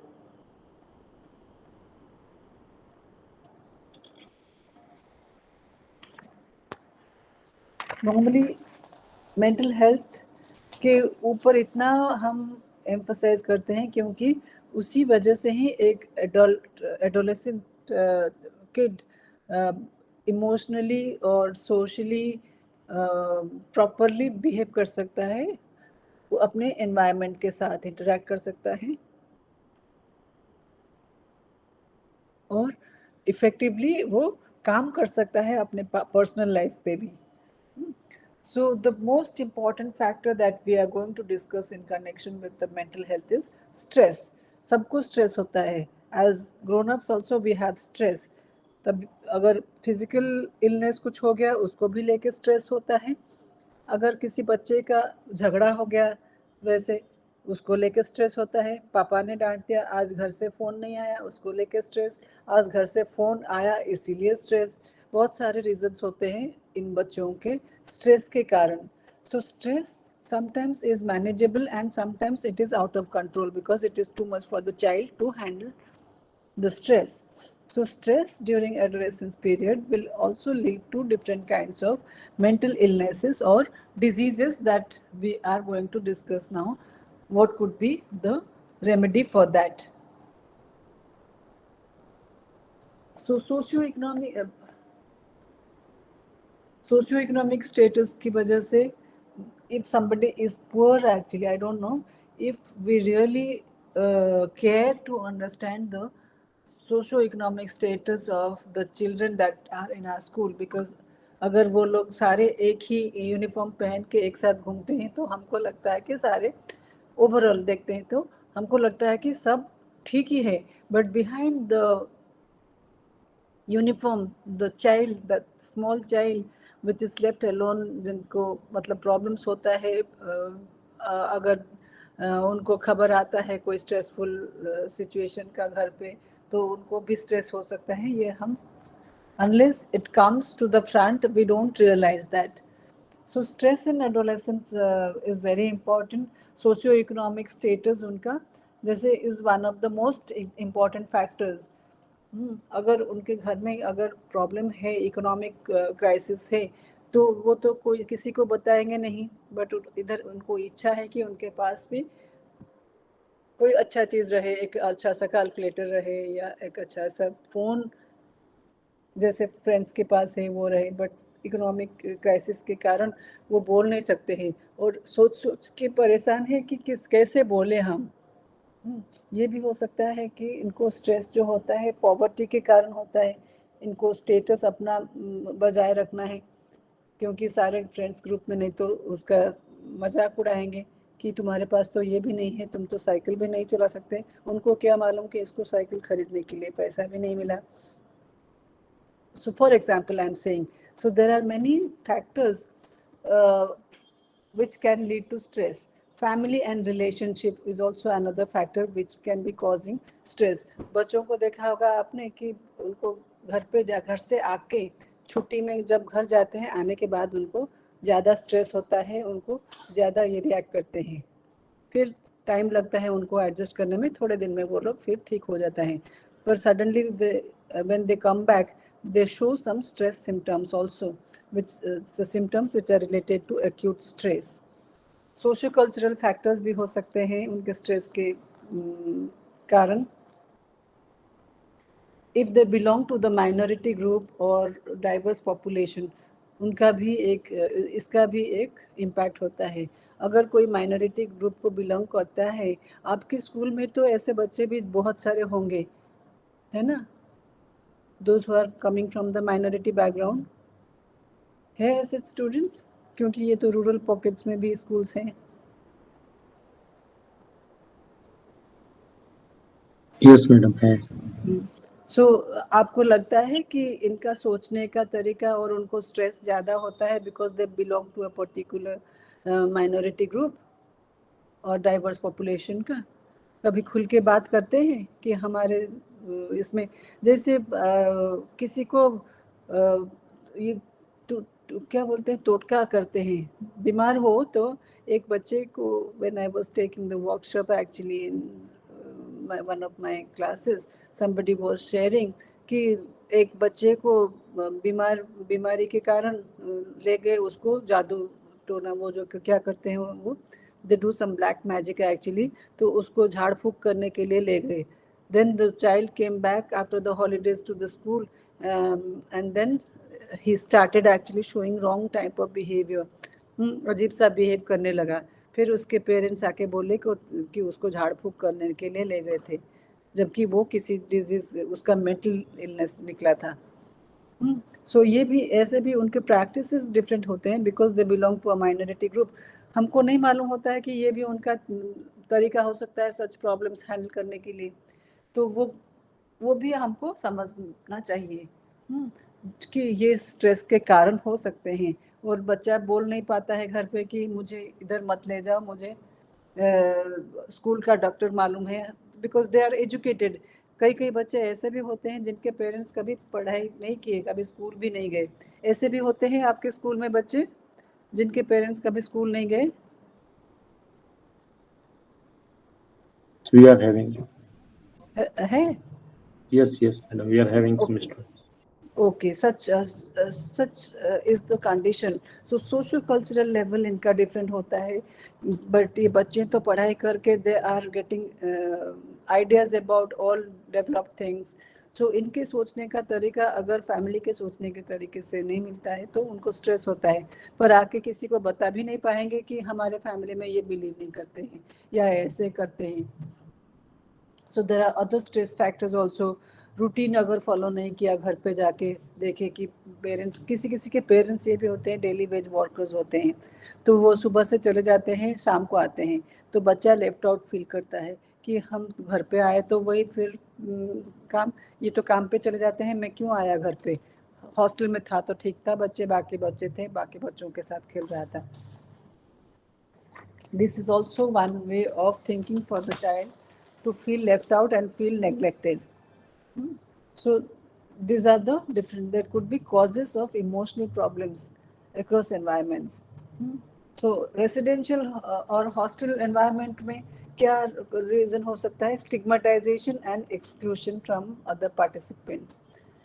stigmatise कर देते हैं, जैसे वो नहीं, हमको इसके साथ नहीं खेलना है बिकॉज ये तो ऐसे बिलीव रखते हैं, ये तो ऐसे बोलता है, इसका बोलने का तरीका डिफरेंट है, इसका घर का आदमी जो आते हैं वो हमसे बात नहीं करते हैं, दे आर नॉट फ्रेंडली, सो हम भी पता नहीं ये फ्रेंडली होगा कि नहीं। बहुत सारे एरियाज में वो उनको एक्सक्लूड करते हैं भी, मतलब मेल जोल नहीं रखते हैं बच्चों से। सो उनको ग्रुप एक्टिविटीज़ में कोई लेता नहीं है कभी कभी। हाँ, तो अपना ग्रुप बनाओ तो ये बच्चे बहुत बार बच्चों को ग्रुप में इंक्लूड होने के लिए अपॉर्चुनिटी नहीं मिलता है, अकेले रह जाते हैं, सब अपना पार्टनर ढूंढ लेते हैं, इनको पता नहीं चलता है। So that is the reason residential environment का जो है। स्कूल एनवायरनमेंट से पुअर अटेंडेंस हो गया,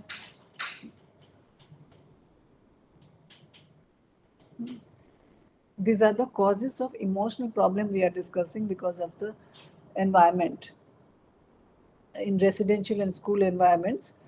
Conflict with authority, peers, resulting in disciplinary actions, ये सब की वजह से उनको इमोशनल प्रॉब्लम हो सकता है बच्चों को, क्योंकि उनको अटेंशन का प्रॉब्लम होगा, इसके वजह से फिर they will be also in conflict with authority. बदमाशी करके उनको गुस्सा आएगा, किसी को धक्का मार दिए, किसी को कुछ बोल दिए, फिर कंप्लेन जाएगा हायर अथॉरिटीज़ पे, उनको नहीं मालूम पड़ेगा कि बच्चे के साथ क्या हुआ है, क्यों ऐसे बिहेव किया। So there are many factors which will lead to other problems also because of a simple problem which could have been handled nicely through proper communication. So anxiety and depression are the two issues that we find in these adolescents. Anxiety क्या है? Anxiety, आपने कभी anxious feel किया है? आपने कभी stress feel किया है अपने life में? अगर हम पूछे तो कैसा वाला stress? Many times. Many times. Example? Study stress during while I was a student, I was facing. Okay. Traffic jam हो गया तो स्ट्रेस, वो स्ट्रेस में जाएगा? Yes. Yeah, we are not able to reach our home at a right time. Then we get Okay. sometimes of stress. Okay, so there could be minor stressors also in the environment, micro stressors जो बोलते हैं हम, traffic Yes, जाम हो yes. गया temporary period के लिए है, हाँ? Yes. और घर में सडनली पता चला कि माँ या बाप को कुछ डिजीज हो गया, वो तो परमानेंट स्ट्रेस आ गया बच्चे को, है ना? Yes, that time also. So there are many things actually that are happening around the child which could be a factor causing stress in the child. तो एंजाइटी रिलेटेड टू स्ट्रेस, फिर traffic jam, एक छोटी सी बात को लेंगे, उसको लेके हमको स्ट्रेस हुआ, अगर उस स्ट्रेस को हम कोपिंग में, हमारा एक कोपिंग मैकेनिज्म भी है, सबका कोपिंग मैकेनिज्म होता है, जैसे problem focused emotion based coping mechanism, ये बात की। So problem focused coping mechanism use करके किसी ने शॉर्टकट रूट मालूम है, निकल गया, इतना ट्रैफिक है करके निकल जाता है, तो ये हो गया प्रॉब्लम फोकस्ड कोपिंग मैकेनिज्म। किसी का है इमोशनल कोपिंग मैकेनिज्म, ज़्यादा इमोशनल हो गया गुस्सा करके, ये तो जब भी देखो इस रास्ते से, पता नहीं, भगवान ही रक्षा करे, इस रास्ते से कभी नहीं आना चाहिए, गुस्सा करके चिड़चिड़ा होके वो उस रास्ते पे बैठा रहा जब तक ट्रैफिक ना क्लियर हो। वो कितना सारा डांटा सबको, साइड में डांटा लोगों को जाते हुए, देख के नहीं जा सकते, लग जाता है। So this is emotional based coping mechanism हो गया. So there are different ways of coping with the stressful situation which somehow we manage. और when the stress level increases, ये तो छोटा सा situation था, situation खत्म, stress खत्म। अगर किसी का घर में खबर आया कि आपके पेरेंट्स को या ग्रैंड पेरेंट्स को ये कुछ हो गया, आपको देखने के लिए बुला रहे हैं स्कूल से, आपको एप्लीकेशन लेके जाना है, तो बच्चों को कितना स्ट्रेस आता है, फिर बहुत एंग्सियस होते हैं, ऐसे क्यों बोले, एंग्सियस होके वो फिर निकलते हैं, जब तक घर पे ना पहुँचे उनको स्ट्रेस रहता है, घर पे पहुँच के और भी स्ट्रेस, वो तो डेथ बेड पे है, हमको बोले कि बीमार है। So there are different ways of handling stress, and sometimes stress is not manageable. When stress is not manageable, it leads to anxiety and depression. जब तक हमको लगता है कि स्ट्रेस हमारे कंट्रोल में है तब तक ठीक है, जब हमको लगता है हम ज़्यादा हैंडल नहीं कर पाएंगे इस स्ट्रेस को, तब we start showing symptoms which are related to the stress, but we are not aware of the stress being a cause of mental health issues. So anxiety is one of the symptoms. Anxiety is intense, excessive and persistent worrying. Anxiety होता है जब हम worry करते हैं हर चीज़ के बारे में, उस हर चीज़ के बारे में जिसका हमको फ्यूचर नहीं मालूम, बट हम सोचते रहते हैं कि कुछ बुरा हो जाएगा, ठीक है। सो एंजाइटी का सिम्टम क्या होता है? ओवर थिंकिंग, सोचते रहते हैं, फिर हाथ पैर ठंडा पड़ जाता है, एंजाइटी होके स्वेटिंग शुरू हो जाता है, नहीं तो पाल्पिटेशन ज़्यादा हो जाता है, सडनली उनका दिल धड़कने लगता है ज़ोर ज़ोर से, और फेंटिंग में भी, ज़्यादा वो एंजाइटी हो गया, पैनिक अटैक जैसे उनको, फिर फेंट भी कर जाते हैं कभी कभी। Both anxiety and depression, these are all reactions to stress, but depression is a prolonged disease. Depression के भी बहुत सारे टाइप्स हैं, वो हम बात डिस्कस करेंगे, but causes of anxiety and depression क्या होता है, there can be many causes when there is high pressure and expectation from parents and teachers, उनको एंजाइटी हो सकता है बच्चों को। और peer pressure with regard to academic achievement, मेरे फ्रेंड का ज़्यादा अच्छा हो गया, मैं तो इस बार अच्छा नहीं किया, और घर पे तो डांट पड़ेगी, घर पे मार पड़ेगी, तो इस वजह से उनको एंजाइटी भी होता है, डिप्रेस्ड हो जाते हैं। फिर घर पे जाएंगे तो क्या बोलेंगे, घर पे डांट सुने तो चुप चुप रहने लगे, किसी से बात नहीं किए, रोना शुरू कर दिए। ये सब डिप्रेशन के भी सिम्टम्स होते हैं और एंजाइटी के भी सिम्टम्स होते हैं। Relationship, social media and technology could be one of the cause for anxiety and depression, क्योंकि वो तो देखते हैं कि सोशल मीडिया पे वो जो उनका, जैसे हम बात किए थे, एक वर्चुअल आइडेंटिटी भी सब बच्चों का होता है।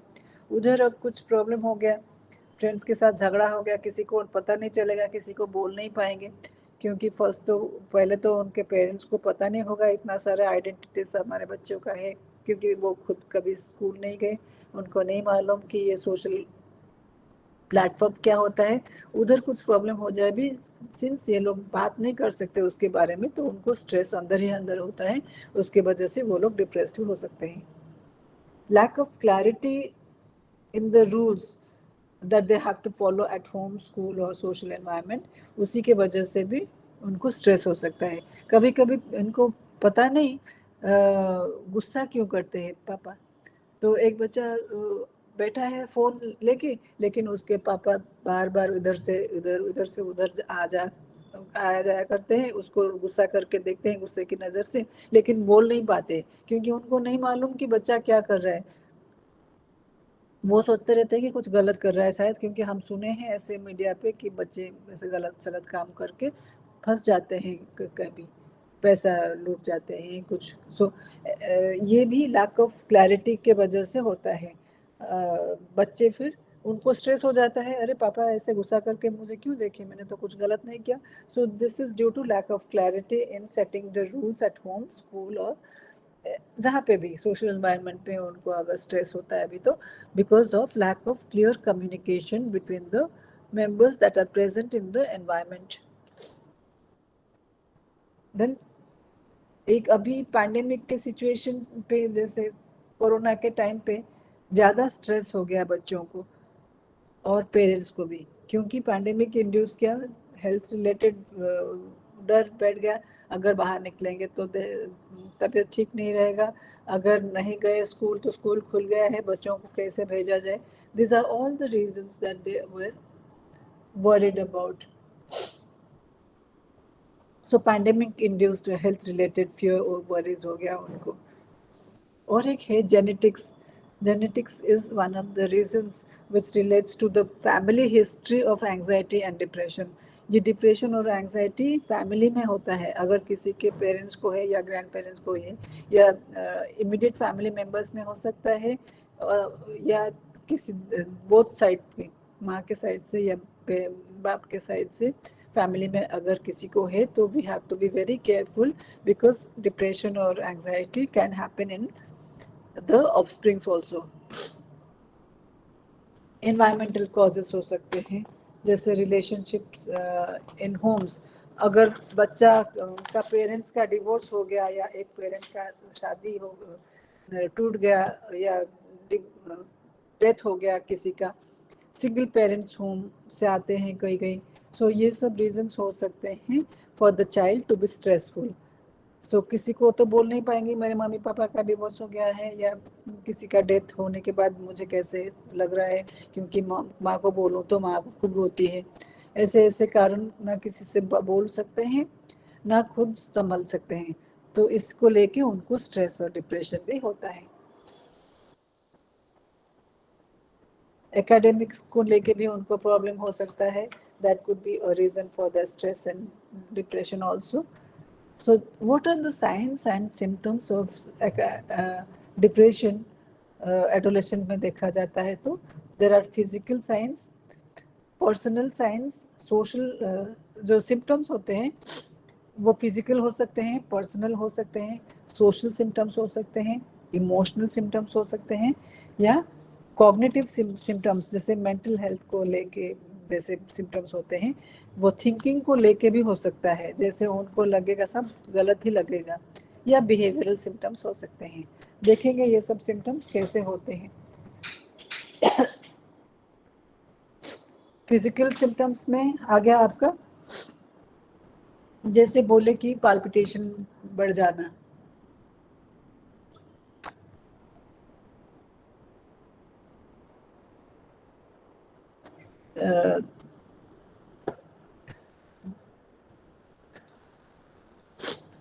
Sorry about that.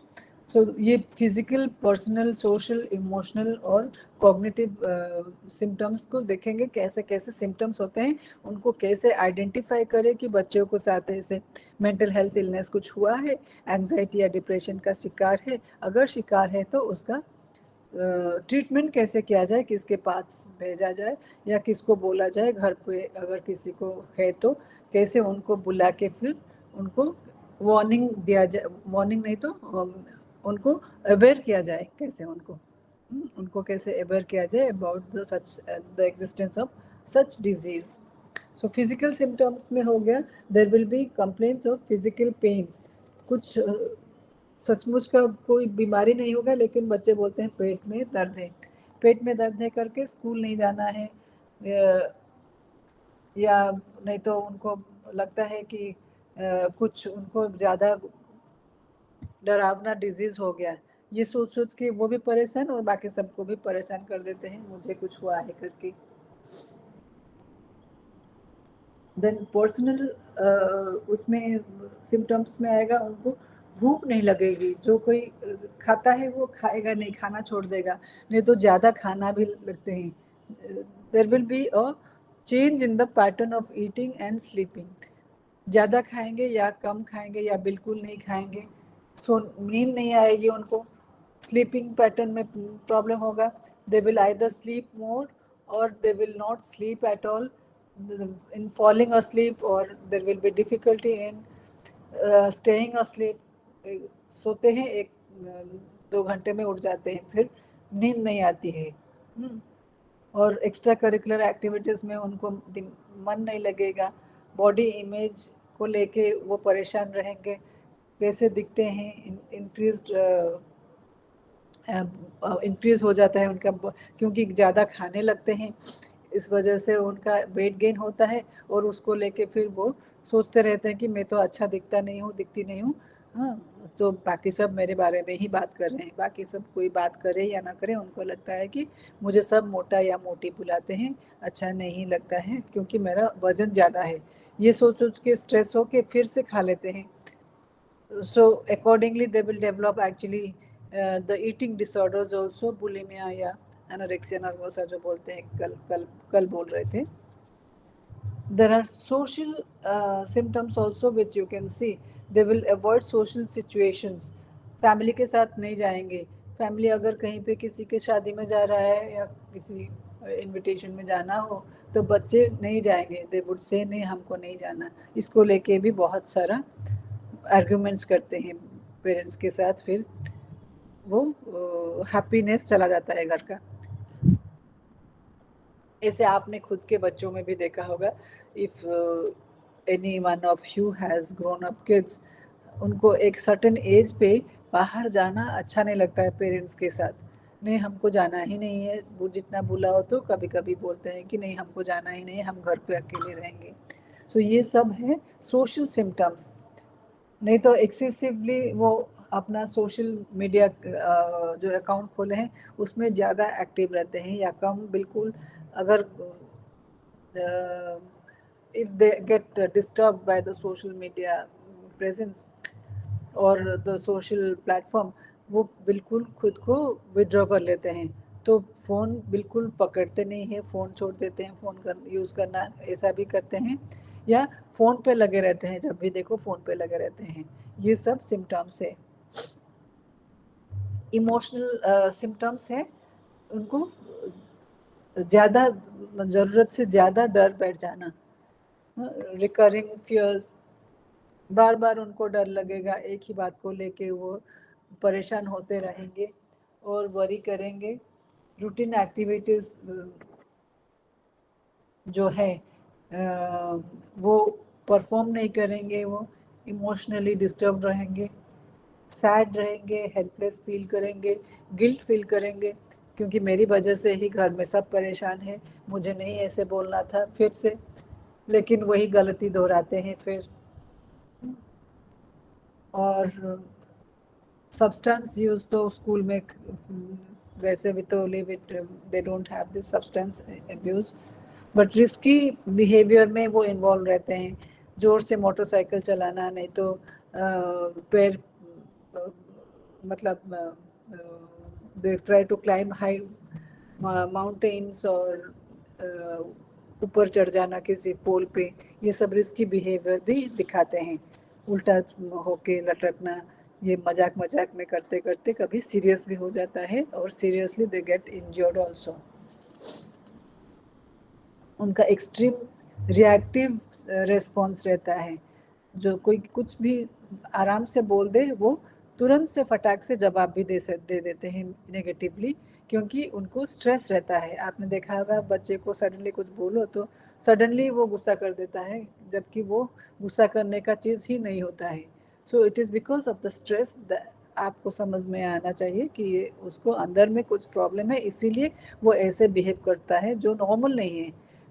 It is not normal for the situation, but ऐसे करते हैं बिकॉज दे आर स्ट्रेस्ड और दे आर डिप्रेस्ड। फिर है बिहेवियरल सिम्टम्स। बिहेवियरल सिम्टम्स में दे विल बी इरिटेटेड रहते हैं, चिड़चिड़ा रहते हैं, रेस्टलेस फील करते हैं, एक जगह पे बैठ नहीं सकते हैं, एक जगह पे टिक नहीं सकते हैं, उनको हर वो बात पे रोना आता है, फिर बात बात पे रो लेते हैं। They engage in self injury, self harming behaviour, अपने आप को हार्म करने का बिहेवियर दिखाते हैं, जैसे ब्लेड से काट लिया हाथ, नहीं तो कुछ कांटा लेके खरोचने लगे अपने हाथ को। They express ideas of harming themselves और सुइसाइड, मेरे मरने से ही अच्छा होगा, तभी जाके समझ में आएगा। ऐसे ऐसे भी आपने सुना होगा बच्चों को बोलते हुए। So it is all because of their behavioural reaction to the stressful situation. So when stressful situation or to the condition that they are in, the mental condition that they are in. So types of anxiety disorders, there are many types of anxiety disorders. ये तो गया symptoms, क्या क्या हो सकता है, क्या feel करते हैं। There are many types also to identify, आपको अगर वो उसमें से कहीं भी कोई भी ऐसा सिम्टम देखे तो आपको फिर लगेगा कि इसका कैसा मतलब वर्णन किया जाए, काउंसलर के पास भेजते हैं तो क्या क्या बोलना ज़रूरी है और क्या क्या बोल सकते हैं और कौन सा टाइप का होगा। It's not, this is just to make you aware about the different kinds of anxiety disorders so that you can give your input while referring the child to the counselor, school counselor. I would always advise that you must take professional help because these are all serious mental illnesses. You will be given the brief idea about all that, but which is not enough to handle such cases, क्योंकि जो professionals होते हैं वो तो 8-10 साल इस बारे में पढ़ के आते हैं, पढ़ के और ट्रेनिंग पा के आते हैं. So you must refer them to the school counsellors और the one which is associated with the school for treating mental illness. So types of anxiety disorders, क्योंकि ऐसा भी एक बार हुआ था, स्कूल के बच्चे ने जिसको हम बोलते हैं कि नहीं अटेंशन सीकिंग बिहेवियर था, एक्चुअली वो that was a cry for help. The child was trying to get help because of the turmoil, mental turmoil that he was going through. Then he actually committed suicide also because of the teasing that he was subjected to by the social situations that he was disturbed by. So different types of anxiety disorders. There is generalized anxiety disorder, which is a chronic excessive anxiety about multiple areas of their lives. Family को लेके, school को लेके, school situations को लेके, health को लेके, natural disasters को लेके. They will only think about, anticipate करेंगे ये बिल्डिंग कहीं पर गिर ना जाए, हम चलते हुए कहीं बस का एक्सीडेंट ना हो जाए, जाते जाते कहीं ऐसा ना हो जाए, मेरे पेरेंट्स को कुछ हो जाएगा. ये सब सोच सोच के जनरलाइज हर एरिया में ये इनका एंजाइटी फैलता रहता है, तो जनरलाइज एंजाइटी डिसऑर्डर हो गया ये। सेपरेशन एंजाइटी एक्सपीरियंसिंग, ये है दूसरा टाइप का सेपरेशन एंजाइटी, जिसमें अगर बच्चे का केयर टेकर या parents they way not very smoothly separating themselves from the child when they were educating the child, school भेजते समय अगर बच्चा अगर ज़्यादा रो रहा है तो उनको डर लगता है कि कहीं छुट्टी पे जाते हैं ये जो बच्चे school, the primary school I am talking about. So ये बच्चे जो है उनको अगर सेपरेशन एंजाइटी बैठ जाता है तो हर बात पे रोते हैं, क्योंकि उनको लगता है कि ये परमानेंट सेपरेशन है, when it is not explained to them properly, since they are staying in the hostel, उनको separation anxiety अगर बचपन में भी है था, डर था कि मुझे मेरी माँ छोड़ के चली जाती है इतना टाइम तक, मुझे देखने को नहीं मिलता है, तो वो डर फिर बदल जाता है सेपरेशन एंजाइटी में। उनको ये भी पार्टनर्स के थ्रू भी उनको डर बैठ जाता है, हॉलीडेज में जाते हैं या कहीं इवेंट पे जाते हैं या स्कूल से लौटने में अगर फैमिली मेंबर को नहीं देखने को मिलता है उनको, तो एंजाइटी होता है, वो सेपरेशन एंजाइटी होता है। फोबिया है excessive fear, we call it phobia. So phobia भी उनको हो सकता है, स्पेसिफिक फोबियाज है, जैसे specific phobia like social phobia हो गया, उनको सोशल सिचुएशन में सोशल गैदरिंग में जाने को उनको डर लगेगा। दे एक्सपीरियंस इरेशनल फियर, जिस फियर का कोई बेस ही नहीं है, आपको लगेगा अरे इसको क्यों डर लगता है, एलिवेटर से डर लगेगा उनको, नहीं तो हाइट पे डर लगता है उनको, नहीं तो फ्लाइंग ऑब्जेक्ट से डर लगता है, एरोप्लेन से डरते हैं, या कहीं गिरने का डर रहता है अगर कहीं पथरीले रास्ते पे खड़े हैं तो। They associate the fear actually to irrational thinking and they get anxious. There is also panic disorder where they experience brief episodes of intense anxiety. Anxiety जिसको है पैनिक डिसऑर्डर भी हो सकता है, जैसे पाल्पिटेशन ज़्यादा जोर से होना या फेंटिंग जैसा फील करना, हाथ पैर ठंडा पड़ जाना और ब्रीद नहीं कर पाना, उनको लगता है कि मैं ब्रीद नहीं कर पा रहा हूँ, तो वो बैठे बैठे मतलब उनको बीमारी जैसे बढ़ गया, उनको as if they are getting attacked by these all symptoms at the same time. So ये एक very intense feeling होता है उनको। और एक है ऑब्सेसिव कंपल्सिव डिसऑर्डर, ये भी हो सकता है बच्चों को, ये फैमिलीज में भी देखा जा सकता है। Obsessive thoughts and compulsive actions, obsessive thoughts वो सोचते रहेंगे, जैसे फॉर एग्जांपल सबको थोड़ा थोड़ा तो है, जैसे हम एक बार घर को लॉक किए, कहीं बाहर जा रहे हैं तो दोबारा फिर उसको जाकर देखते हैं अरे लॉक अच्छे से हुआ कि नहीं, स्विच ऑफ करके फिर चेक करते हैं स्विच ऑफ हुआ कि नहीं, पानी का पाइप खोल दिए तो दोबारा चेक करेंगे अच्छे से बंद हुआ कि नहीं। ये रहेगा, ये है simple way of reassuring things. लेकिन ऑब्सेसिव थॉट्स जो आना, बार बार एक बार चेक कर लिए फिर जाके गैस का पाइप अगर बंद हुआ कि नहीं बार बार चेक करते रहेंगे, 10 बार चेक करेंगे, ऐसा है कि वो लेट भी हो जाते हैं अपना काम पे जाने के लिए, पर ये ऑब्सेसिव थॉट्स उनको कैद करके रखता है इसके हैबिट में, and it leads to compulsive behavior. So this is called obsessive compulsive behavior.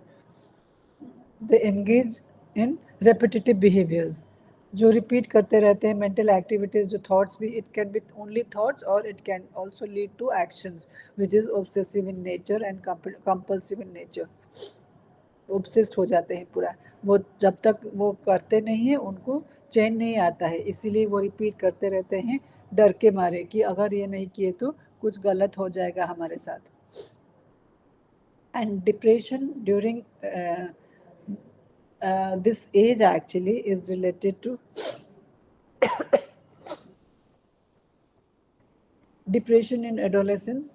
जो depression in adolescence is common, but it normally manifest होता है जो adult में होता है ज़्यादा, इस एज पे उनको एंजाइटी डिसऑर्डर करके बोलते हैं, क्योंकि एंजाइटी उनको ज़्यादा होता है, एग्ज़ाम का एंजाइटी, पैनिक अटैक भी होता है, पर पैनिक अटैक में ये intense feeling of anxiety symptoms जो है वो दिखता है ज़्यादा। दूसरा है adjustment disorder with depressive mood, जो रिएक्टिव डिप्रेशन बोलते हैं उसको। सो इस टाइप ऑफ डिप्रेशन में एक लाइफ इवेंट को रेस्पॉन्स जिसको जो नेगेटिव होता है, वो इंसल्ट या रिजेक्शन का, या किसी का छोड़ जाने का डर, और नहीं तो फैमिली मेम्बर का डेथ, ये सब सोच सोच के उनको एंजाइटी होता है, तो उसको उनको रेफर करते हैं reactive depression. As a reaction to the situation इनको डिप्रेशन होता है। There is also one disorder called persistent depressive disorder, dysthymia जिसको बोलते हैं। डिस्थीमिया में इनको लोग, ये एक लो ग्रेड डिप्रेसिव डिसऑर्डर है, जिसमें क्रॉनिक डिप्रेशन जो होता है वो 1 साल से ज़्यादा भी रह जाता है, पता नहीं चलता है। बहुत सारे बच्चे चुप हो जाते हैं, पिछले साल भी चुप था, इस साल भी चुप हो गया, लेकिन उससे पहले तो बहुत अच्छा खेलता मिलता था, आज क्यों नहीं अब क्यों नहीं कर रहा है, ऐसे सोचते सोचते 1 साल 2 साल बीत जाता है, फिर जाके पता चलता है कि बच्चे को कुछ हो रहा है, सीरियसली मेंटल इलनेस कुछ उसको है, तब जाके पता चलता है, मतलब टाइम भी चला जाता है, पता भी नहीं चलता है। डिस्थीमिया में ये सीवियर नहीं है इसीलिए पता नहीं चलता है, प्रोलॉन्ग्ड है इसीलिए जाके दिखाते हैं डॉक्टर को, जब उनको डाउट होता है कि ऐसे तो साल भर देखते हैं इसको ऐसे ही है, क्यों है, लेकिन इतना भी सीवियर सिम्टम्स नहीं है कि आप जाके डॉक्टर को पूछने को सोचेंगे। There is this disruptive mood and dysregulation disorder also. For इसमें मूड डिसऑर्डर जो है नॉर्मली यंगर चिल्ड्रन में देखा जाता है, मूड खराब है करके गुस्सा करते हैं जो बच्चे। There is this pre menstrual dysphoric disorder, जो प्री मेंस्ट्रुअल सिंड्रोम बोलते हैं, पीएमएसिंग बोलते हैं हम। तो लड़कियों का जब पीरियड्स होता है या उनका मेंस्ट्रुएशन के टाइम पे इनका मूड चेंजेस होना, डिप्रेस्ड फील करना, ये सब एक डिसऑर्डर है, जो हाउस मिस्ट्रेसेस हैं उनको पता चलेगा कि कभी कभी लड़कियां बहुत चिड़चिड़ा हो जाते हैं। तो महीने में उनका जब पीरियड्स होता है तभी उनको ये प्री मेंस्ट्रुअल डिस्फोरिक डिसऑर्डर होता है। So what could be the causes of depression, वो डिस्कस करके then we can end this chapter today. So ये कारण क्या क्या है जो हम ये stress induced anxiety and depression बात किए, what could be the common causes of depression. Normally family history एक होता है डिप्रेशन का, यंगर एज पे पेरेंट्स का था या सिबलिंग का किसी का था, घर में पापा के साइड पे या मम्मी के साइड पे किसी का था, तो इसके वजह से इनको डिप्रेशन हो सकता है। There are significant stressors related to personal or social academic domains at home. So there are, अगर घर पे या स्कूल में या सोशल सिचुएशन में कोई सिचुएशन है, किसी को देख के आपको कोई कई कई ऐसे सिचुएशन होते हैं, एक पर्टिकुलर सिचुएशन में जाने को नहीं मन करते हैं, गैदरिंग, फैमिली गैदरिंग में भी, क्योंकि उसमें एक पर्सन ऐसे होता है जो नेगेटिवली बात करता है, तो उसको अवॉइड करने के लिए बच्चे जाने को तैयार नहीं होते हैं, ये भी हो सकता है। और there is history of abuse and neglect, अगर किसी को एब्यूज़ किया गया है, ज़्यादा नेग्लेक्टेड फील किया है, फिजिकल और इमोशनल ट्रॉमा हुआ है उसको, तो वो भी कारण बन सकता है डिप्रेशन का। ठीक है। And there is history of substance abuse also, जो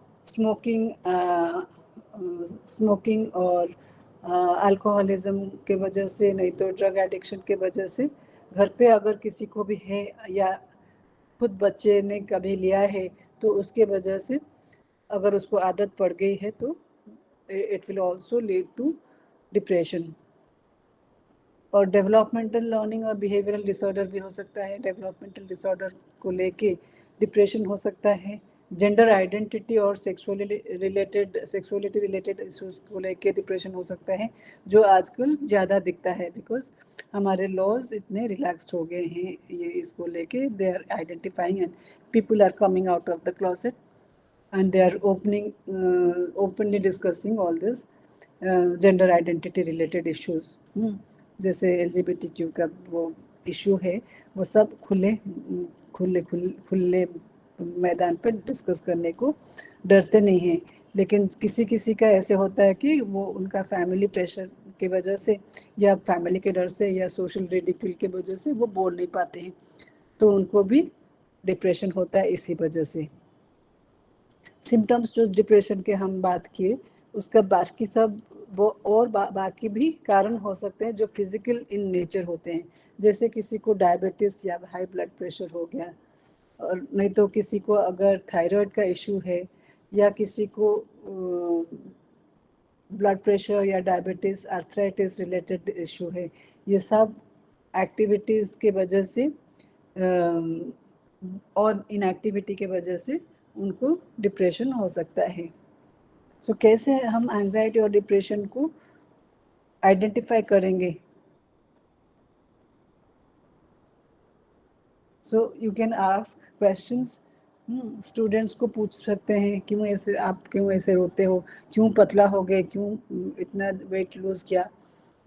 अगर झगड़ा भी करते हैं किसी दूसरे के साथ तो you can take them into confidence और पूछ सकते हैं क्या इशू उनको बॉदर कर रहा है कि इतना गुस्सा दिखाते हैं. ये सब ये पूछ के by having a clear communication effectively you can find out उनको क्या उनके ज़िंदगी में क्या चल रहा है और in what way you can help them. You can help them by referring them to the appropriate significant authorities in the school जो हैंडल करते हैं ऐसे, और बाकी पेरेंट्स को भी उनके पेरेंट्स को भी बुला के उनको भी इसमें ट्रीटमेंट प्रोसेस में इन्वॉल्व कराना चाहिए, सो that you can not be blamed for not identifying the issue in time. क्योंकि हम माइनर स्टूडेंट्स के जो स्टूडेंट्स हैं वो माइनर्स हैं, तो इसीलिए parental approval is also important. So I would suggest, क्योंकि देखा गया है स्कूल में अगर बिना पूछे पेरेंट्स को कुछ भी उनका ट्रीटमेंट शुरू कर दे तो पेरेंट्स को तकलीफ होती है, they complain. So it is better to involve the parents in the identification of the problem so that they can also enlighten you about the family history. वो लोग भी बोल सकते हैं, जैसे कल हम बात कर रहे थे तो इसका मामू तो ऐसे था बोल रहा है कहीं. सो you have to involve the family in the treatment process, and in addressing the issue the family will be of great help.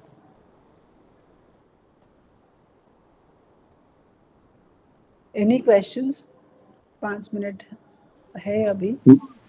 Madam, how can we differentiate between anxiety and depression? Anxiety and depression. Depression is Yeah. normally depressed. Anxiety में आपका bodily symptom ज़्यादा रहता है. And what about depression?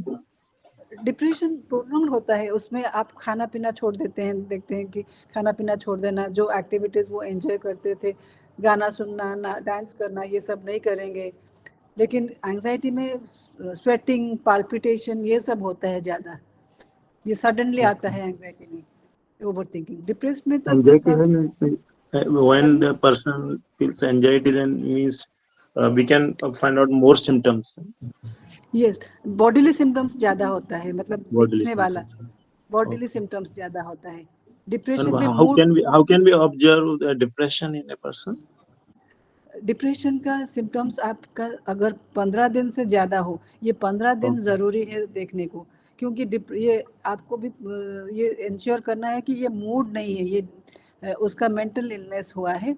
कभी कभी mood disorder होने से mood खराब है करके 1 हफ्ता निकल जाता है, फिर मूड ठीक हो जाता है, मूवी देखने गए, कुछ करने गए. लेकिन जो डिप्रेशन है वो 15 दिन से अगर ज़्यादा दिन तक है, Okay. और उसको खाना ये ईटिंग एंड स्लीपिंग पैटर्न उसका चेंज है, नींद नहीं आती है या सोया रहता है, बंदा उठता नहीं है, कभी किसी काम के लिए बुलाओ तो गुस्सा करता है, नहीं तो वो मरने मुरने की बात करता है.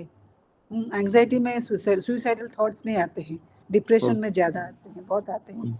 Okay. Thank you. और एक है बाइपोलर डिप्रेशन, उसमें जो होता है वो सीरियस मेंटल इलनेस है जिसमें दो पोल्स होते हैं, एक मैनिक स्टेज होता है, एक बाइपोलर का दूसरा पोल होता है डिप्रेशन। जो डिप्रेशन में चला जाता है उसमें कुछ बात भी नहीं करता है किसी से, बार बार पूछो तो एक बार हाँ या ना में जवाब देगा, तो बात करना बंद कर देता है। सो it is more about mental symptoms in depression. Anxiety में आपको पता चल जाता है क्योंकि वो खुद मतलब कंप्लेन करेगा, जो भी अफेक्टेड है बच्चा वो बोलेगा मुझे ऐसे लग रहा है, मेरा छाती मतलब मेरा सीना धड़क रहा है ऐसे, मेरे हाथ पैर पता नहीं क्यों कांप रहे हैं, हाथ कांपना, वो पेंटिंग जैसा आना, बेहोश हो जाने का वो उनका सिम्टम आता है, और ब्रीथ नहीं कर पाते हैं। पैनिक, अगर ये पैनिक अटैक में कन्वर्ट हो जाता है तो वो ब्रीथ नहीं कर पाते हैं, जैसे उनको ऑक्सीजन कम पड़ गया वैसे लगता है, हाँफने लगते हैं, ये सब होता है। डिप्रेशन में it's more about the mood getting affected and thinking also. Clear? Yes, madam. Okay. Any other question? No. Okay. We can end today's session. It's 2 minutes left.